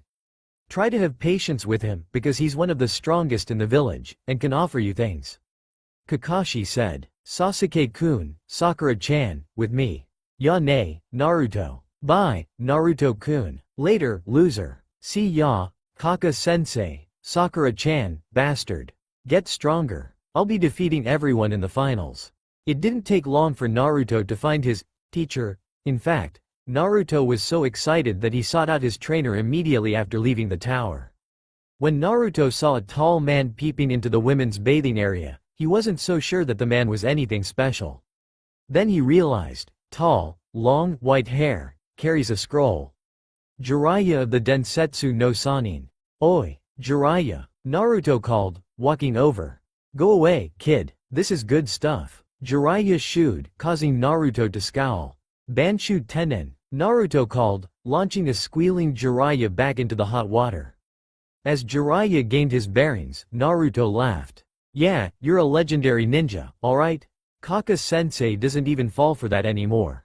Jiraiya looked at Naruto in shock. So, it's true. The sage's eyes aren't lost. Well, kid, if you'll accept, I'll officially make you my apprentice. Naruto smirked. So, does that mean you'll teach me your jutsu? Jiraiya nodded. Let's start small. Can you water walk? Naruto nodded. I can also kunai balance, and split leaves, set leaves on fire, drench leaves, and make leaves crumple. I can't dissolve them into dust, however. Jiraiya widened his eyes. It seems that Kakashi is a better teacher than I expected. Alright, there's no way you have a summoning contract, do you? Well, Kakashi said I could sign the dog contract if I wanted. Why? Would you let me sign the toad contract? Naruto asked. Jiraiya nodded. I hear from Kakashi that the Yondaime is your hero. He was the last holder of the contract under me. Naruto's eyes beamed. No way, you're the best, Jiraiya-sensei. Ooh, is it possible that I can learn the Rasengan and Hireishin? The Rasengan I can help you with, but I don't know the Hireishin. Technically, it belongs to the Senju clan. If Tsunade Haim comes back to the village, you can ask her to let you into the Senju compound, and we can attempt to recreate the jutsu. Jiraiya said. Naruto nodded. I'd prefer to handle this somewhere other than a public hot spring. Jiraiya hummed. Should we go to the training grounds around the corner? Alright, meet ya there, Jiraiya-sensei. Naruto ran back into the changing room. 5 more minutes won't hurt, Jiraiya said, going back to peeping. Naruto arrived at training ground 27 and noted that it was empty. The field was large, and there was a dense forest surrounding it. He made 20 clones and told them to work on the Asura path. It was, at the moment, his best option for defeating an enemy. As the clones tried to figure out more abilities that the path held, Jiraiya was suddenly next to Naruto. Alright, Gaki, I see you've got some clones training with your Rinnegan already. Right now, you should know that I've only really seen the gravitational jutsu in action, but I do have some tips on how to unlock more of them. That's going to wait. For now, sign the contract. You need to use your blood. Hi, Jiraiya-sensei. Jiraiya unfurled the contract. Naruto bit his thumb and wrote his name directly under Minato's.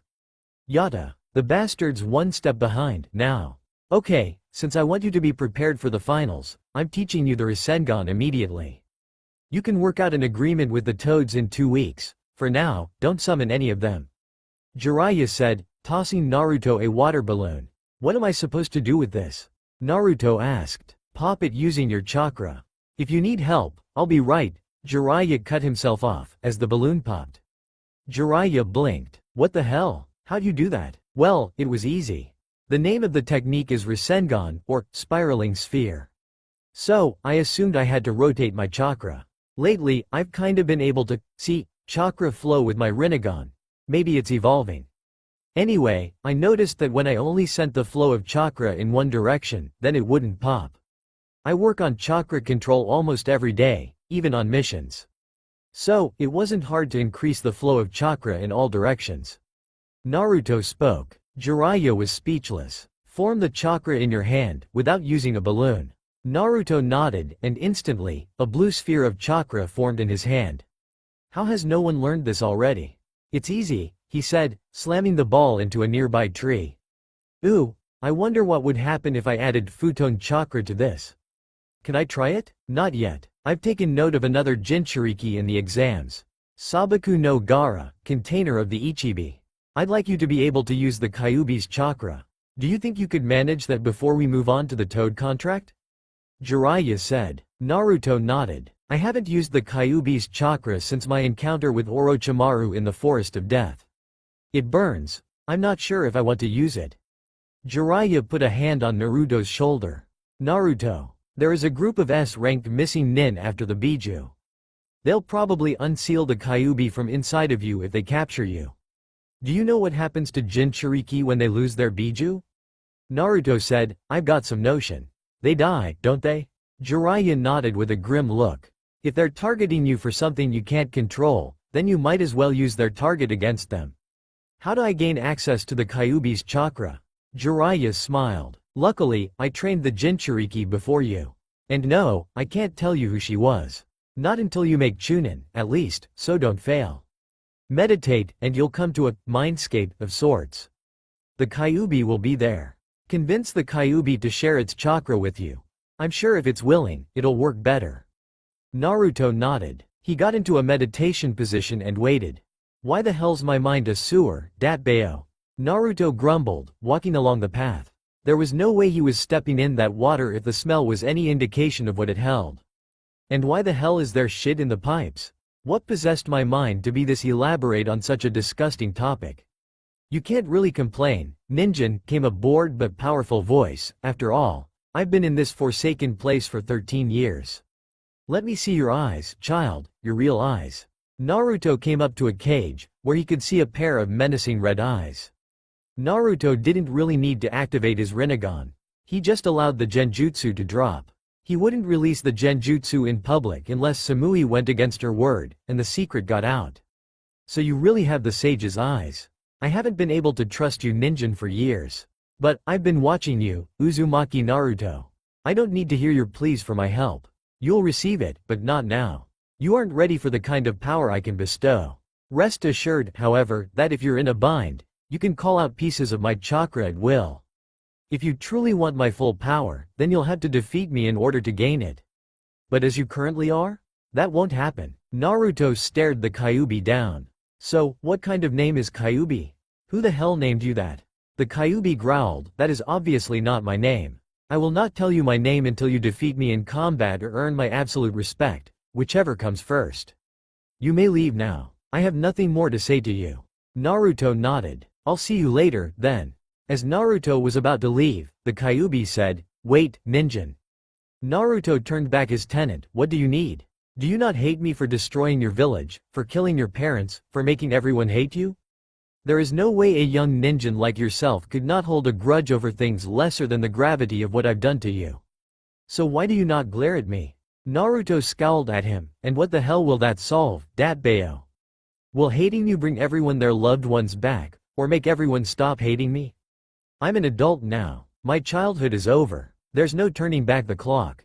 I'll see my parents when I die, and when I become Hokage, everyone will love me, anyway. I won't turn to hate, because it won't fix my problems, or yours.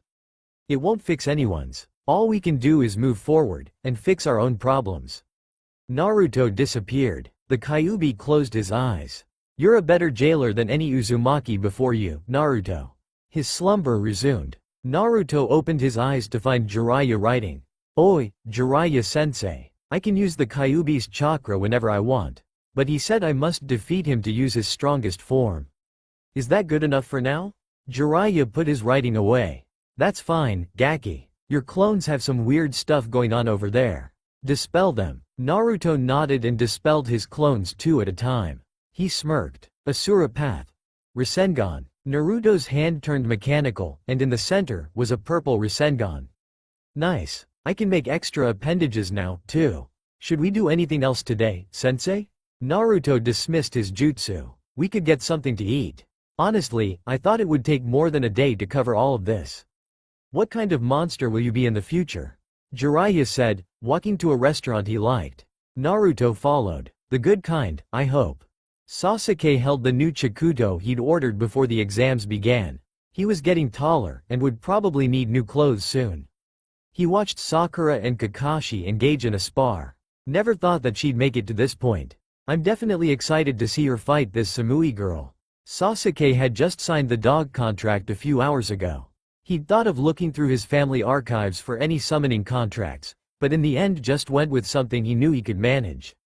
He knew he wouldn't need a combat summon, so the dogs were perfect. They could attack a weakened opponent. Sasuke had also decided on incorporating his Raiden affinity into swordsmanship, as he'd seen the Kumo team do. He couldn't stop the smirk that appeared on his face. That was the one advantage that Kumo held over their heads, and he'd taken it away. He wondered how Naruto was faring. Kakashi had told them that he was getting training from a Sannin, and while Sasuke was far from jealous, he was curious about what one of the legendary 3 ninja of Konoha could teach. He had no idea when he'd see Naruto again. After all, the Sannin could very well take Naruto out of the village until the day of the finals. Sasuke knew his team was the strongest of the rookies, maybe even the strongest of all of Konoha's genin. But he had to be stronger if he was to kill Itachi. After all, Naruto not only had the Rinnegan, he had that vile chakra. Sasuke had seen it with his Sharingan. A separate chakra source was inside of Naruto, and that could send Sasuke far behind his rival. If Sasuke couldn't beat Naruto, there was no way he'd beat Itachi. I'm joining in. Chidori, Sasuke shouted, rushing at Kakashi. Yeah, he couldn't let Naruto leave him in the dust. Naruto had big dreams, too, and he knew that Naruto wouldn't let them go. Mui-chan, Naruto called as he jogged up to Samui, Omoi, and Karui. They all turned to see Naruto, Genjutsu active, grinning at Samui. Oh, Ruto-kun, why do you look so happy? Samui asked. There's no way I'm losing to you guys in the finals. You know that, right? I'm gonna be champion. Although, I'm sure you'll be a close second, Mui-chan. Naruto said. Oi, what about us, Fishcake? Karui shouted with a scowl. Naruto scowled right back. What did you call me, Tomato Head? They bumped their heads together, growling and throwing insults. Enough, you two. So uncool, Samui said. You can't fight here. It might spark a war between our villages. Omoi shouted. Jiraiya caught up. Naruto. There was a serious edge in his voice. Naruto and Karui stopped their bickering. A pair of them is here, Jiraiya said. Naruto, who Jiraiya had explained the fact that the Akatsuki worked in pairs to, knew what he meant. Do you want to apprehend them? Naruto asked, all traces of playfulness gone from his voice. I'll actually need your help if I want to do this. No one else has a dojutsu that can resist the effects of the Sharingan, Jiraiya said. Naruto narrowed his eyes. So, it's Sasuke's brother, then? Who's his partner? Hoshigaki Kisame, the tailed beast without a tail. I can take Kisame, but you'll have to handle Itachi. Team Samui was shocked. Samui spoke up, Jiraiya-sama, we can help if you need it. Jiraiya shook his head. This has to be done as quietly as possible. Besides, we can handle these too. Come on, Naruto. Jiraiya faded using the Maizegakure no Jutsu. Naruto turned to Samui. I'll be fine, Mui-chan, don't you worry, he said with a smile. Samui cocked an eyebrow. Who said I was worried? Naruto pouted and followed his sensei. Samui bit her lip. Be safe, Ruto-kun. Jiraiya appeared in front of Itachi and Kisame, who still had their hats on. Uchiha Itachi. Hoshigaki Kisame. You are both hereby under arrest. Stand down. Naruto appeared a second later, scowling in their direction. So, these are the guys that are after me, Datbeo. That Kisame guy's got monstrous chakra reserves. I shouldn't use the Kyuubi's chakra here. It'll draw too much attention, and then they'll escape. Ah, I've got an idea. Sensei, I've got a present for you, Naruto whispered. I see you've brought the 9 tails to us, Jiraiya. How very foolish, Itachi started, but was cut off by Naruto. Banshu Tenin, Naruto called, yanked Kisame at Jiraiya. Naruto then pumped chakra into his legs and launched himself at Itachi, Asura Path. Rasengan. Itachi jumped out of the way, but Naruto followed him into the air. He has the Rinnegan, so my genjutsu won't work on him. If we can separate Jiraiya from Naruto, he may be easier to capture. Kaden. Gokakyu no Jutsu. Itachi launched a large fireball at Naruto, who smirked as it collided with his form. The explosion seemed to engulf Naruto, so Itachi's form was slightly relaxed, while still alert. Suddenly, Naruto came flying upwards through the explosion as Itachi descended. Bunshin Daibakuha. Naruto shouted, exploding. Itachi substituted with a nearby log and landed safely on the ground. He spotted Naruto a few meters away. It seems you have the Rinnegan. How is that possible? Naruto cursed, shit. If we don't capture him, the whole world will know. Naruto charged at Itachi again, hearing something that turned the tide of the battle. Susanoo. As Kisame was pulled towards Jiraiya, Jiraiya met him halfway, Rasengan. The Yondaime's jutsu impacted against Kisame's chest, halting his unwilling advance. Kisame fell to the ground, but kicked back to his feet with a grin. Looks like the kid'll be a doozy. Itachi can handle him, though. Meanwhile, I get the sage. Kisame pulled his odd sword off of his back and unfurled the bandages. I'm sure you know of Samahata. Jiraiya narrowed his eyes, knowing just how dangerous Kisame was with that sword. Kachiyose no Jutsu. Two small toads appeared on his shoulders. Pa, I need you to start gathering natural chakra. Gotcha, Jiraiya-chan. Alright, Jiraiya boy. Jiraiya shot forward, delivering a feint kick to Kisame's head. Kisame naturally blocked with Samahata. What Jiraiya really wanted to do was this. Kaden. Karyuenden no Jutsu. As Jiraiya jumped off of the sword and Kisame brought it back for a swing. The fire dragon erupted from Jiraiya's lips, right into Kisame's stomach, sending him onto his back. Jiraiya came down upon his form with a Rasengan, but Kisame kicked Jiraiya in the face, sending him into the air. Kisame got back to his feet, smirking at Jiraiya. That little trick won't work again. Kisame shot forward, Jiraiya following suit. Both stopped, however, as they saw Itachi's orange Susanoo, followed by a yellow one, struggling with each other. That kid has the Mangekyo Sharingan? Kisame shouted in shock. Jiraiya grinned. Senpo. Rasenrengan. Jiraiya shouted, shoving two Rasengans into Kisame's chest and stomach. The kid can do it. He can really do it. Kisame took a beating for a few moments, as Jiraiya's strength, speed, and senses were heightened due to Sage Mode being active. Soon enough, Itachi was thrown out of his Susanoo by Naruto's yellow one, and he crashed into Jiraiya. As more shinobi appeared on the scene, Itachi and Kisame disappeared into a flock of crows. Naruto deactivated his Susanoo, huffing. Jiraiya ran up to him, followed by Hiruzen and a few Anbo. Naruto grinned. It looks like my eyes have other hidden talents, Datbeo. Jiraiya ruffled his hair. You did great, Gaki. Hiruzen, we're ready to give our reports. Hiruzen nodded with a smile, looking at Naruto. Naruto-kun, you helped stop a potential crisis. I'm tempted to promote you to Chunin, but from what I saw in the preliminaries, I'm sure you'd like a chance to face the other Chunin hopefuls. Am I right? Naruto-aid, of course. I really want to fight all of them. They're all really strong. Then you'll get the chance. For now, keep training. 5847. Naruto croaked out from his odd position. He was standing on his left hand, the other tied behind his back, pushing upwards. Sweat caked his face and dripped onto the ground, forming a large mud puddle in the dirt. It waited for him if he fell on accident. Naruto, you can stop there.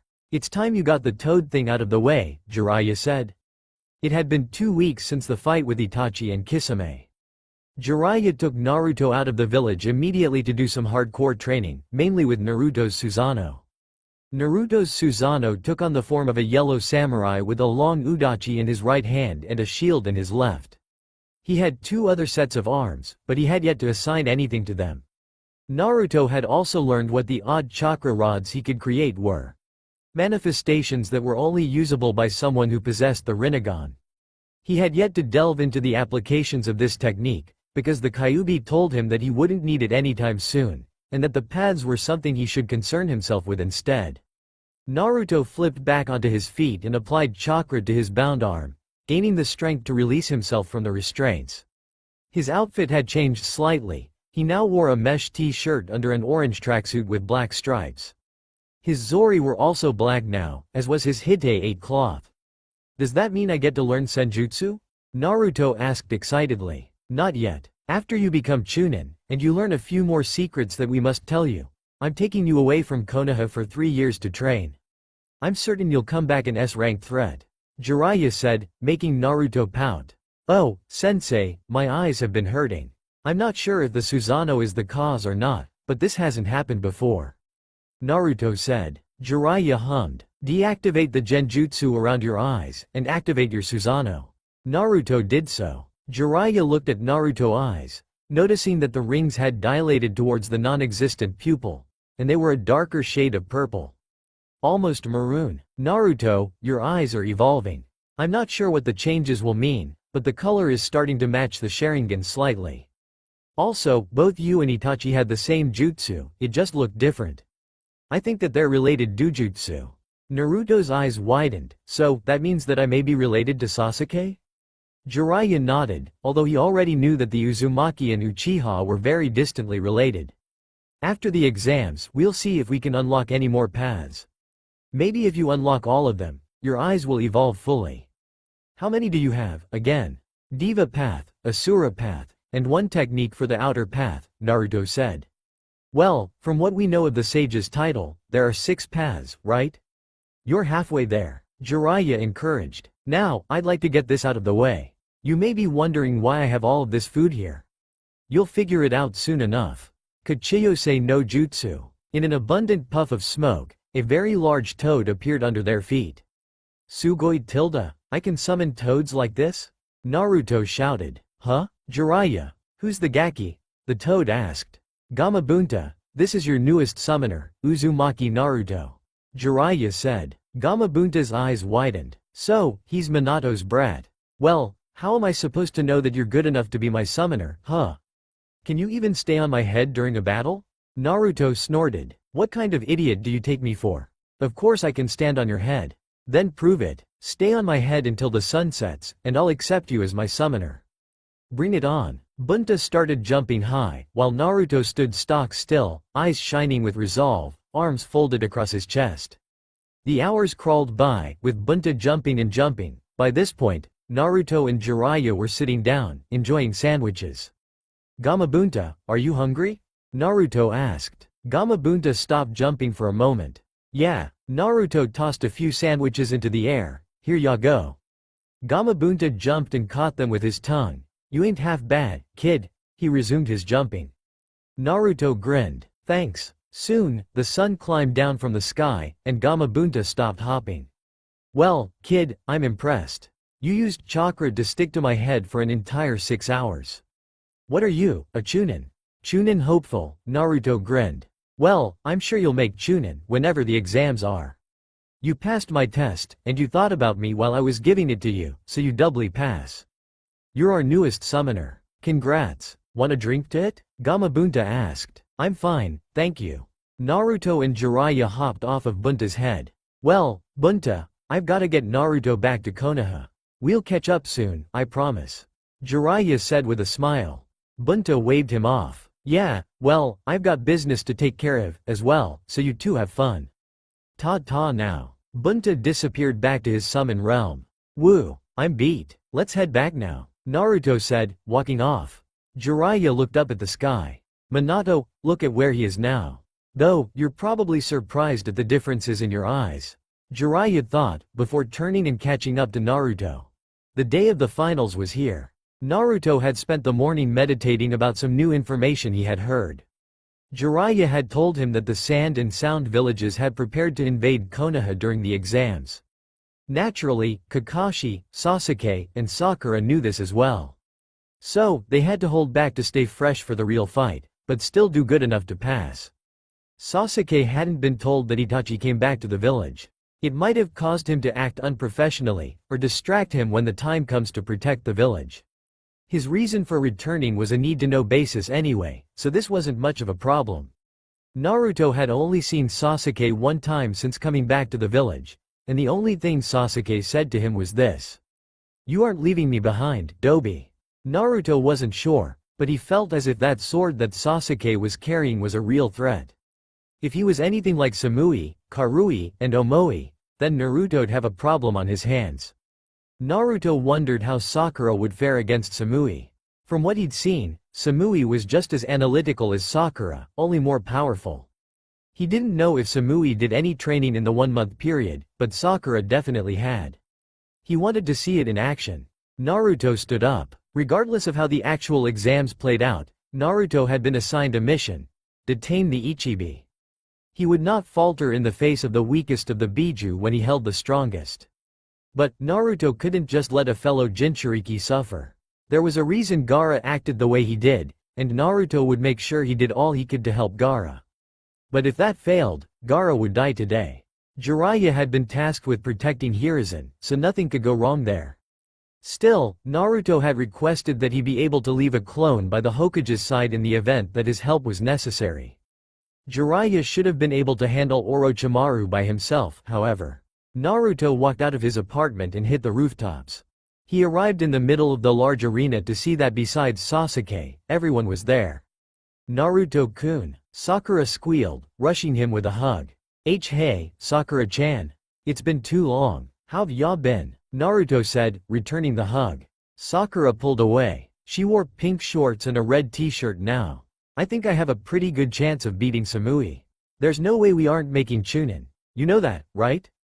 Naruto grinned. "Of course. And in a few years, after I come back to the village, we'll be Junin." Sakura's smile faltered slightly. "Right, I forgot, I won't see him for 3 years. You know, if you're gone too long, I'll have passed you." "Hey, I hope so, Sakura-chan." Naruto studied the other competitors. "Most people here won't be a problem. The first round is a guaranteed win for me. Taijutsu users are no match for my ninjutsu. Shikamaru, Masumi, Tamari, and Shino won't be able to touch me, either. I was worried about Gaara before, but I should be fast enough to counter his sand, and if my base speed fails, there's always my Rinnegan as a backup. The only ones I really have to worry about are Mui-chan, Sakura-chan, the bastard, Tomato Head, and Omoi. I'll make Chunin for sure, Dabbao." For some reason, there was a new host for the exams. This wouldn't be weird if this was a different section of the exams, but technically it was still the third, so Hayate should still be the proctor. "I wonder where he is." Naruto pondered. The new proctor called for attention. "Hello, everyone. My name is Shiranui Genma, and I am the proctor for the third exam. The rules are as follows. Killing is allowed only by a technicality, and is frowned upon. Once I say a match is over and declare a winner, that's that. If you are deemed unable to fight, you lose the match. Leaving the arena is grounds for disqualification. Interference by another contestant is grounds for disqualification for both parties. Additionally, you need not win the tournament, or even your first match for that matter, to be promoted. You need only show skills befitting of the rank Chunin. This means that all of you could be promoted, some of you could, or even none. If everyone understands this, we can begin. Will Uzumaki Naruto and Hyuga Neji stay here, while the other candidates wait to be called on in the booth? Good luck, Naruto-kun, Sakura said, walking back to the seats. Naruto turned to look at Neji. Fate has decreed the victor of this match, Uzumaki Naruto. I would resign if I were you. Neji spoke condescendingly. Naruto took off his track jacket, leaving only his mesh shirt to cover his torso. I don't want to hear it. Let's just fight, already. First match. Uzumaki Naruto vs Hyuga Neji. Hajime. Neji charged forward at Chunin speeds, not knowing that Naruto had been training with an S-ranked threat for the past month. Naruto held his right hand out, charged a purple Rasengan, and pumped chakra into his legs, blasting forward, Asura Path. Rasengan. Neji's eyes widened at Naruto's speed, he pulled back and began spinning. Hakesho Kaden. The rotating spheres collided, making a loud boom and sending Naruto flying. Naruto landed on his feet to see his arm was busted, and wires hung loosely from his wrist. Shit, and I thought this was going to be easy. Naruto ejected the remainder of his arm and regrew it. Luckily, I was using the Asura Path, or I wouldn't have gotten my arm back so quickly. Hiruzen sat in the VIP booth with the Raikage and Cage. The Raikage spoke, Hokage Dono, isn't that the Yondaime Hokage's jutsu? Hiruzen smiled, yes, that boy is a student of Jiraiya. The Cage smirked. It seems as if Konoha has another prodigy besides the Uchiha. It's a shame they won't face each other, since my son will defeat Sasuke in the next fight. Hiruzen chuckled, oh, I wouldn't count on it. Sasuke received training from Sharingan no Kakashi. They'll be here any minute, I'm sure. The Cage's eyes became snake-like. Your eyes interest me more than Sasuke-kun's, Naruto-kun. However, I can't risk your body due to the Kyuubi's presence. You'll make an excellent servant, anyhow. Kukakuku. Neji looked at Naruto with narrowed eyes.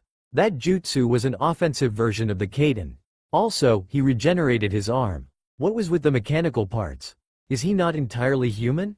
Is it a Kekkei Genkai? You will not emerge victorious here, Uzumaki. Grow new limbs all you like. I am the superior opponent. Naruto laughed. I have quite a few different ways to beat you. I just haven't decided on one yet. Naruto thought for a moment. Oh, I know, Kage Bunshin no Jutsu. Two Narutos came into existence and began running towards Neji's 3 and 9 o'clocks. Naruto held out his hands and called, without any hand seals, Futon. Daitapa. A great wind pushed Neji into the air. The clones were behind him at this point. Asura Path. Kage Bunshin Rasenrengan. Both clones shoved a purple Rasengan each into Neji's back, sending him flying back towards Naruto. I am impossible, he knows so many jutsu. Neji thought, he's not unconscious yet, even though he took 2 of them head-on. Oh, this should finish him. Asura Path. Naruto launched his fist off of his arm like a missile, and it impacted against Neji's stomach, sending him back into the air. The clones latched onto Neji's almost unconscious form. Bunshin Daibakuha. An explosion went off in the air, and Neji fell to the ground with a thud, covered in burns and blood. Naruto's arm returned to its spot. After a check to make sure Neji wasn't dead, Genma said, "Winner, Uzumaki Naruto." It took a moment, but the stadium erupted into cheers. Naruto's smile was truer at that moment than it had ever been. They acknowledged me? I knew the day would come. Naruto Ration. Shunshined back to the contestant box. You were great, Naruto-kun. Sakura gave Naruto a high five. What did you expect from the future Hokage? Also, where's Sasuke? It's his turn to fight. Naruto said. Sakura began chewing her lip. Kakashi-sensei wanted to get some last-minute training in, because he had a feeling that Gaara is the strongest among us. Well, I'm not sure if he can beat you, or even Sasuke, but Kakashi-sensei had another jutsu he wanted to teach Sasuke. It's apparently from the Uchiha archives, and so far, Sasuke can only use it once. It's pretty scary, I'm not sure if you can do anything to counter it. The grin on Naruto's face was battle-hungry. So, Sasuke's taking this more seriously than I thought. If you can't beat Gaara, Sasuke, then you have no right to be my rival. Naruto made a clone and dispelled it. Huh? Why'd you do that? Sakura asked. I needed to relay a message to Gigi, so he could postpone Sasuke's match. This way, we can still tire Gaara out before the invasion starts, because if he doesn't get to fight anyone, he'll be tougher to beat. I really want to fight Sasuke, and I can't do that if he gets disqualified. Naruto said, whispering halfway through. Ah, I see. Good idea, Sakura said. Shikamaru walked over to Naruto. Hey, Naruto, have you noticed? Naruto looked at Shikamaru, not knowing what he meant. Shikamaru explained, there sure are a lot of Anbu Black Ops scattered throughout the bleachers. I figured that you'd know more about it, since you have a clone near the Hokage. Naruto had a lie planned for this already. Oh, I'm not sure about the Anbu. But the reason my clone is near the Hokage is because I asked to be a faux judge. The cages are asking for my opinion of the fighters as long as I remain a participant. Since I want to be Hokage, Gigi has been showing me various things that cages have to do, so I can be sure if I really want to go down this path. It's been fun so far, Datbeo. Shikamaru's facial expression didn't lose its obvious suspicion. So troublesome? Alright, if that's all you know, I'll just wait for the next fight. Hokage Dono, how would you rate the Uchiha, anyway? The cage asked. Hiruzen smirked inwardly. Don't get too eager, Orochimaru. Well, I'd say he is already high chunin in terms of skill. His mastery over Raiden, from what Kakashi tells me, is prodigal. He's also picking up Kenjutsu. Just then, Naruto's clone relayed the message. Hiruzen stood up and laced his vocal cords with chakra, expanding his voice. The bout between Uchiha Sasuke and Sabaku no Gaara has been postponed until the end of the round. If Uchiha Sasuke does not show before then, he will be disqualified. That is all. Hiruzen sat back down. Thank you for allowing my son the chance to do battle with the Uchiha Hokage Dono, the Case said. Hiruzen smiled. Well, the entire reason this crowd is here is for that battle. Who am I to deny them? Would Samui of Kumo and Haruno Sakura please join me? Genma asked. Sakura had a strange look on her face, anxiety mixed with conviction. Naruto rubbed circles into the small of her back. Sakura-chan, I believe in you. I want you to go down there and prove that you're a strong, proud kunoichi of the village hidden in the leaves. Sakura smirked and made as if she was about to hop over the railing. She turned to Naruto. This is for you, Naruto-kun. Then she jumped. Naruto walked over to the railing and impatiently tapped his foot. This is annoying, Datbeo. On one hand, I want my teammate Sakura-chan to win. On the other, I really want to fight Mui-chan. I won't be totally happy either way. Samui rose an eyebrow at Sakura. You seem to have some sort of vendetta against me. I've never really spoken to you before, so why is that? Sakura stopped the scowl she hadn't even known she had sent towards her opponent. I just want to win. Really, really badly. If I win here, Naruto-kun will definitely see that I'm better than her. Hey, and why shouldn't he? I'm fabulous. Samui unsheathed her tanto, charging it with ration chakra. I won't go down easily, you know? I'm the strongest member of my team, and you're the weakest of yours. No offense, of course. The scowl returned to Sakura's face, before quickly being replaced by a sardonic smile. Well, if I'm the weakest, and you're the strongest, this battle will show something about the strength of our villages, won't it? A small smile creeped its way onto Samui's face. I hope your bite is as big as your bark.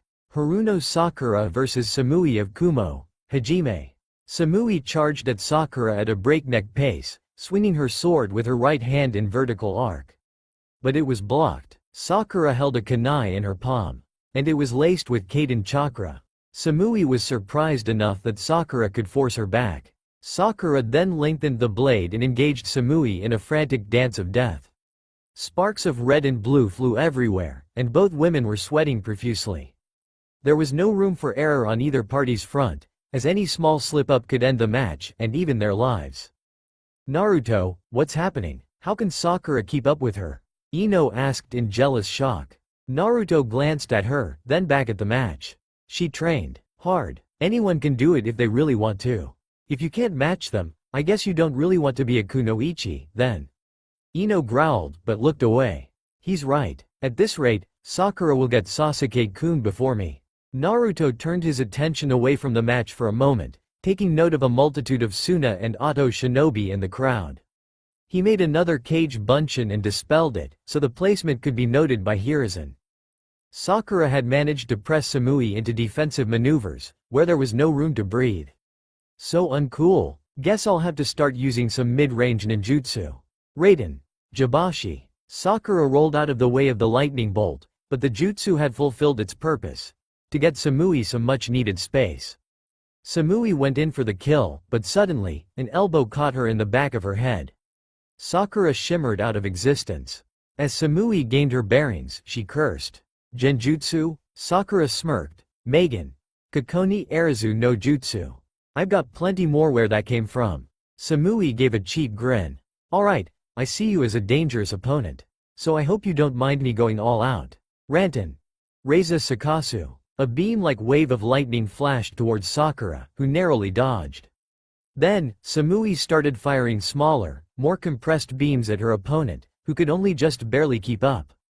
In the stands, Naruto chewed his lip. I didn't know she had a bloodline, but that Kekkei Genkai is supposed to be extinct. Shikamaru looked at Naruto. You seem to know an awful lot about things, Naruto. So, let me ask you this. Why are there sound and sand shinobi moving around in the stands? Naruto gave Shikamaru an annoyed look. Stop asking questions. You'll live longer. Damn it, Sakura thought, frantically dodging the laser beams. How can she have enough chakra to do this? Sakura charged a kunai with Kaden chakra and sunshine through the blasts, coming at Samui's throat. Sweetly, Samui's body was covered in black chakra, small black lightning sparks cackling in the air surrounding her. She disappeared, and Sakura was on the floor, out cold. Samui came back into view with her fist outstretched, and the aura still surrounding her. Kuro Rai no Yoroi, an A-ranked jutsu, only known by 2 people. I'm still a little new at it, but it gets the job done. Proctor, call the match. The aura dissipated. Winner of the second match, Samui of Kumo. Medics. Tomato Head, did you know she could do that? Naruto asked Karui. I mean, that's an intense variation of the Raikage's jutsu. And on top of that, she has Rantan. While Karui scowled at the nickname, she did answer. Our entire team knows some variation of Black Lightning. What mine and Omoi's are, you'll have to wait and see. Samui joined the contestants. Ruto-kun, I apologize about being so brutal towards your teammate, but she was a tough opponent. Rather cool, I'd say. Naruto nodded, barely worried for Sakura's safety. She should be fine, though. I mean, I've done worse to her in a spar before. Though, I am glad that you passed. That means I'll get to fight you, Datbeo. Samui smiled at him, then turned to her teammates. You'll need to pass. I won't leave you behind. Karui and Omoi threw her a couple of sideways smirks. Don't doubt us when we're this close. Karui said. Jiraiya was a little worried.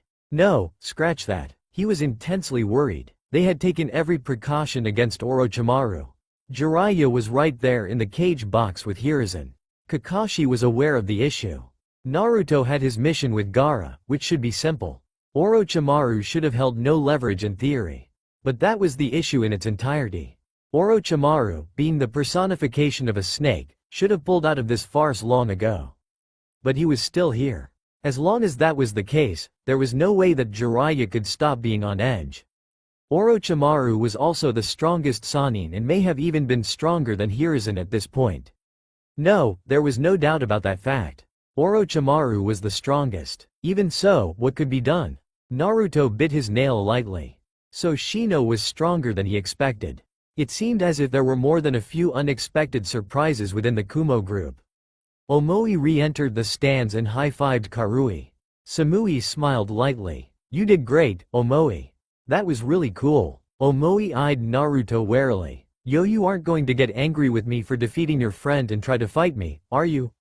Because that could start an international incident that could spark a war spanning the continent. And it could be so monumental that even Tetsu no Kuni could be drawn into it, which might mark the reign of missing nin like the ones we ran into the other day. Naruto facepalmed. Everyone turned to Naruto for an explanation. Naruto glared at Omoi. That was an S-ranked secret. Why would you say that, Datbeo? Shouldn't we at least get an explanation? Shikamaru asked with a lazy of his eyebrow. It's troublesome, but we might need to know something about it in the future. How did you of all people run into them? Naruto knew it wasn't in his best interests to reveal what he knew. If he told them about either Kisame or Itachi, they'd demand to know their business in Konoha. Some of the more perceptive genin could link Itachi to Sasuke, and Sasuke would eventually find out.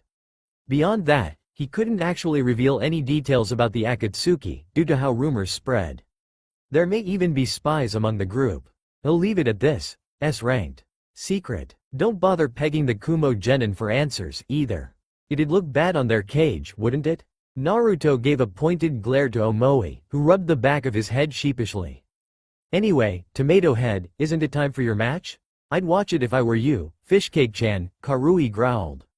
But, yeah, it is my turn.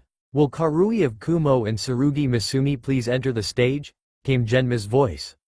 Omoi and Samui clasped Karui's back. They shared a knowing look. We've come this far, Samui said seriously. It wouldn't be cool to lose here. Yeah, Karui, you've got this. I want to face your whole team if I can, Datbeo. Naruto encouraged. Karui smirked at the three and hopped over the edge. Naruto grit his teeth in worry. The bastard and sensei aren't here yet. What could he possibly be learning? And will he even be able to fight after it? I have to see that new jutsu, Tte Ibeo. And if anyone deserves a shot at being a chunin, it's Sasuke. Karui of Kumo vs Tsurugi Misumi. Hajime. Karui clutched her blade with a wicked grin upon her face. How do you want it? High or low? Misumi scowled. You think you're better than me, you brat? I'll show you. He rushed forward in what seemed like reckless abandon. Karui slashed her sword at his neck, but he bent at an impossible angle and elongated his arms, wrapping them around Karui and squeezing. This fight is already over, TT Ibeo. Naruto muttered, causing Shikamaru to look at him with a raised eyebrow.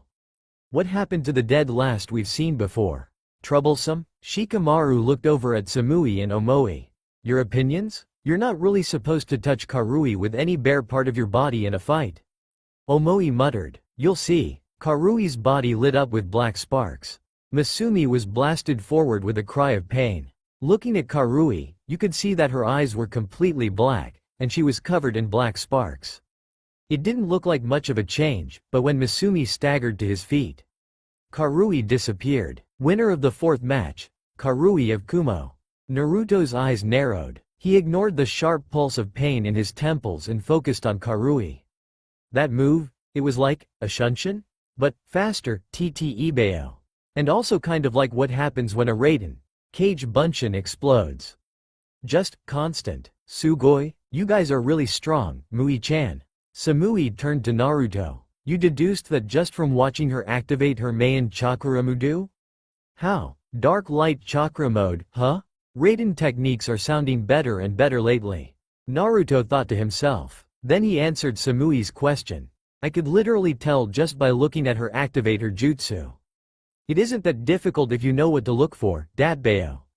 So, he's improved. Shikamaru thought rapidly. He's getting into fights with missing nin. He knows S-ranked secrets. He's being groomed as Hokage, as well. But why? It can't just be because he wants to be Hokage. There are better choices, especially since with him they'd have had to start from scratch. Uzumaki. I'll have to do some research on that name. That's as much as I can do for now.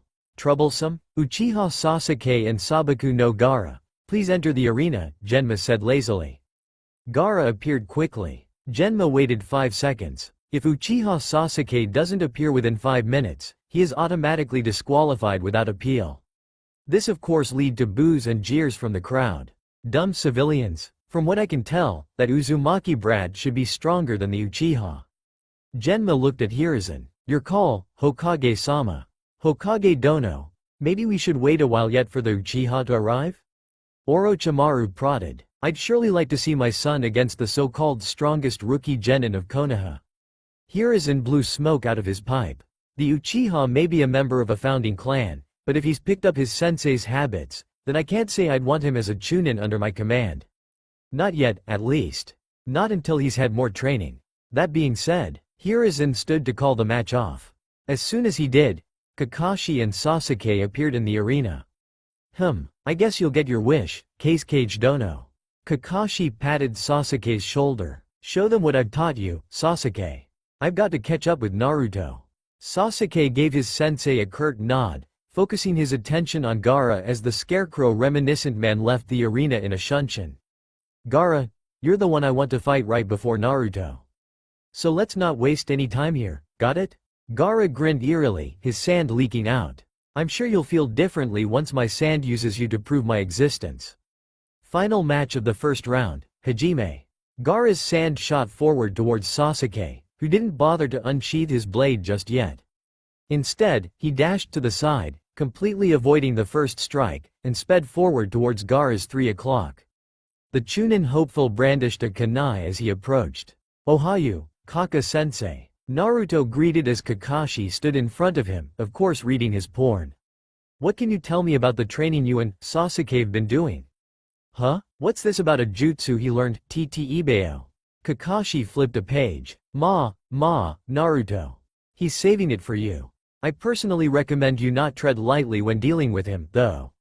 I don't know exactly how well Jiraiya-sama trained you, but I wouldn't be surprised if Sasuke could give you a run for your money. Have you learned anything new? Naruto grinned stupidly. I'm a decent fighter, though I've admittedly had a few ass pulls with my more recent encounters, TT Ibeo. I still need more training. Have any updates for me? Just keep your eye on the prize. You want to be Chunin, right?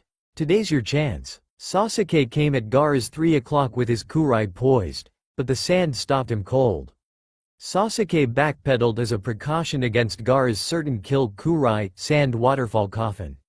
His Sharingan studied the sand without words. That sand is fast, I'll admit. But it isn't fast enough, and I can slow it down. Water is out of the question. I could easily pierce the barriers he can erect with a Chidori if I wished, but that would leave me wide open to his manual attacks. Kaiden ninjutsu it is. Sasuke began to rapidly fire through hand seals while dodging around Gaara's sand, not even stopping after 30. For a genin to go through so many signs for a single jutsus is unheard of, the Cage mused. It seems that more than just Hitaki's anti-punctual habits have rubbed off on the last Uchiha. Gaara may sweat a little. Hiruzen chuckled. The Uchiha clan is one of the world's most feared clans for good reason. And Sasuke is every bit as prodigious as his brother before him. Orochimaru's eyes sparkled with glee. You truly are fascinating, Sasuke-kun. It won't be long now. Sasuke smirked lightly as he landed on the monkey seal. All this training, it was worth it. Kaiden. Goku Mashitsu. He took a deep breath and expelled a condensed cone of flame at Gaara. Gaara pulled up most of his sand in order to block, but it was no use. The fire burned directly through the admittedly thick clump of brown dust, hitting Gaara's body and causing him to let out a horrible shriek. Sasuke unsheathed the kunai and went to make his opponent yield, but Gaara's sand covered him in a sphere. Sasuke blinked and took a step back. Behind the sand dome, Gaara could be heard screaming, "It burns. You burned me, you burned me. It hurts." Sasuke twirled his kunai in anticipation. Naruto watched Gaara intensely. He's losing control of his biju. I don't think Sasuke can stop a tailed beast, which is why I don't bring it into consideration when comparing myself to him. Naruto turned to Kakashi. Should we do something about that? Isn't it against the rules or something, Dadbeo? Kakashi waved an arm. Naruto, there's no rule against it. Otherwise you wouldn't be in the exams, either.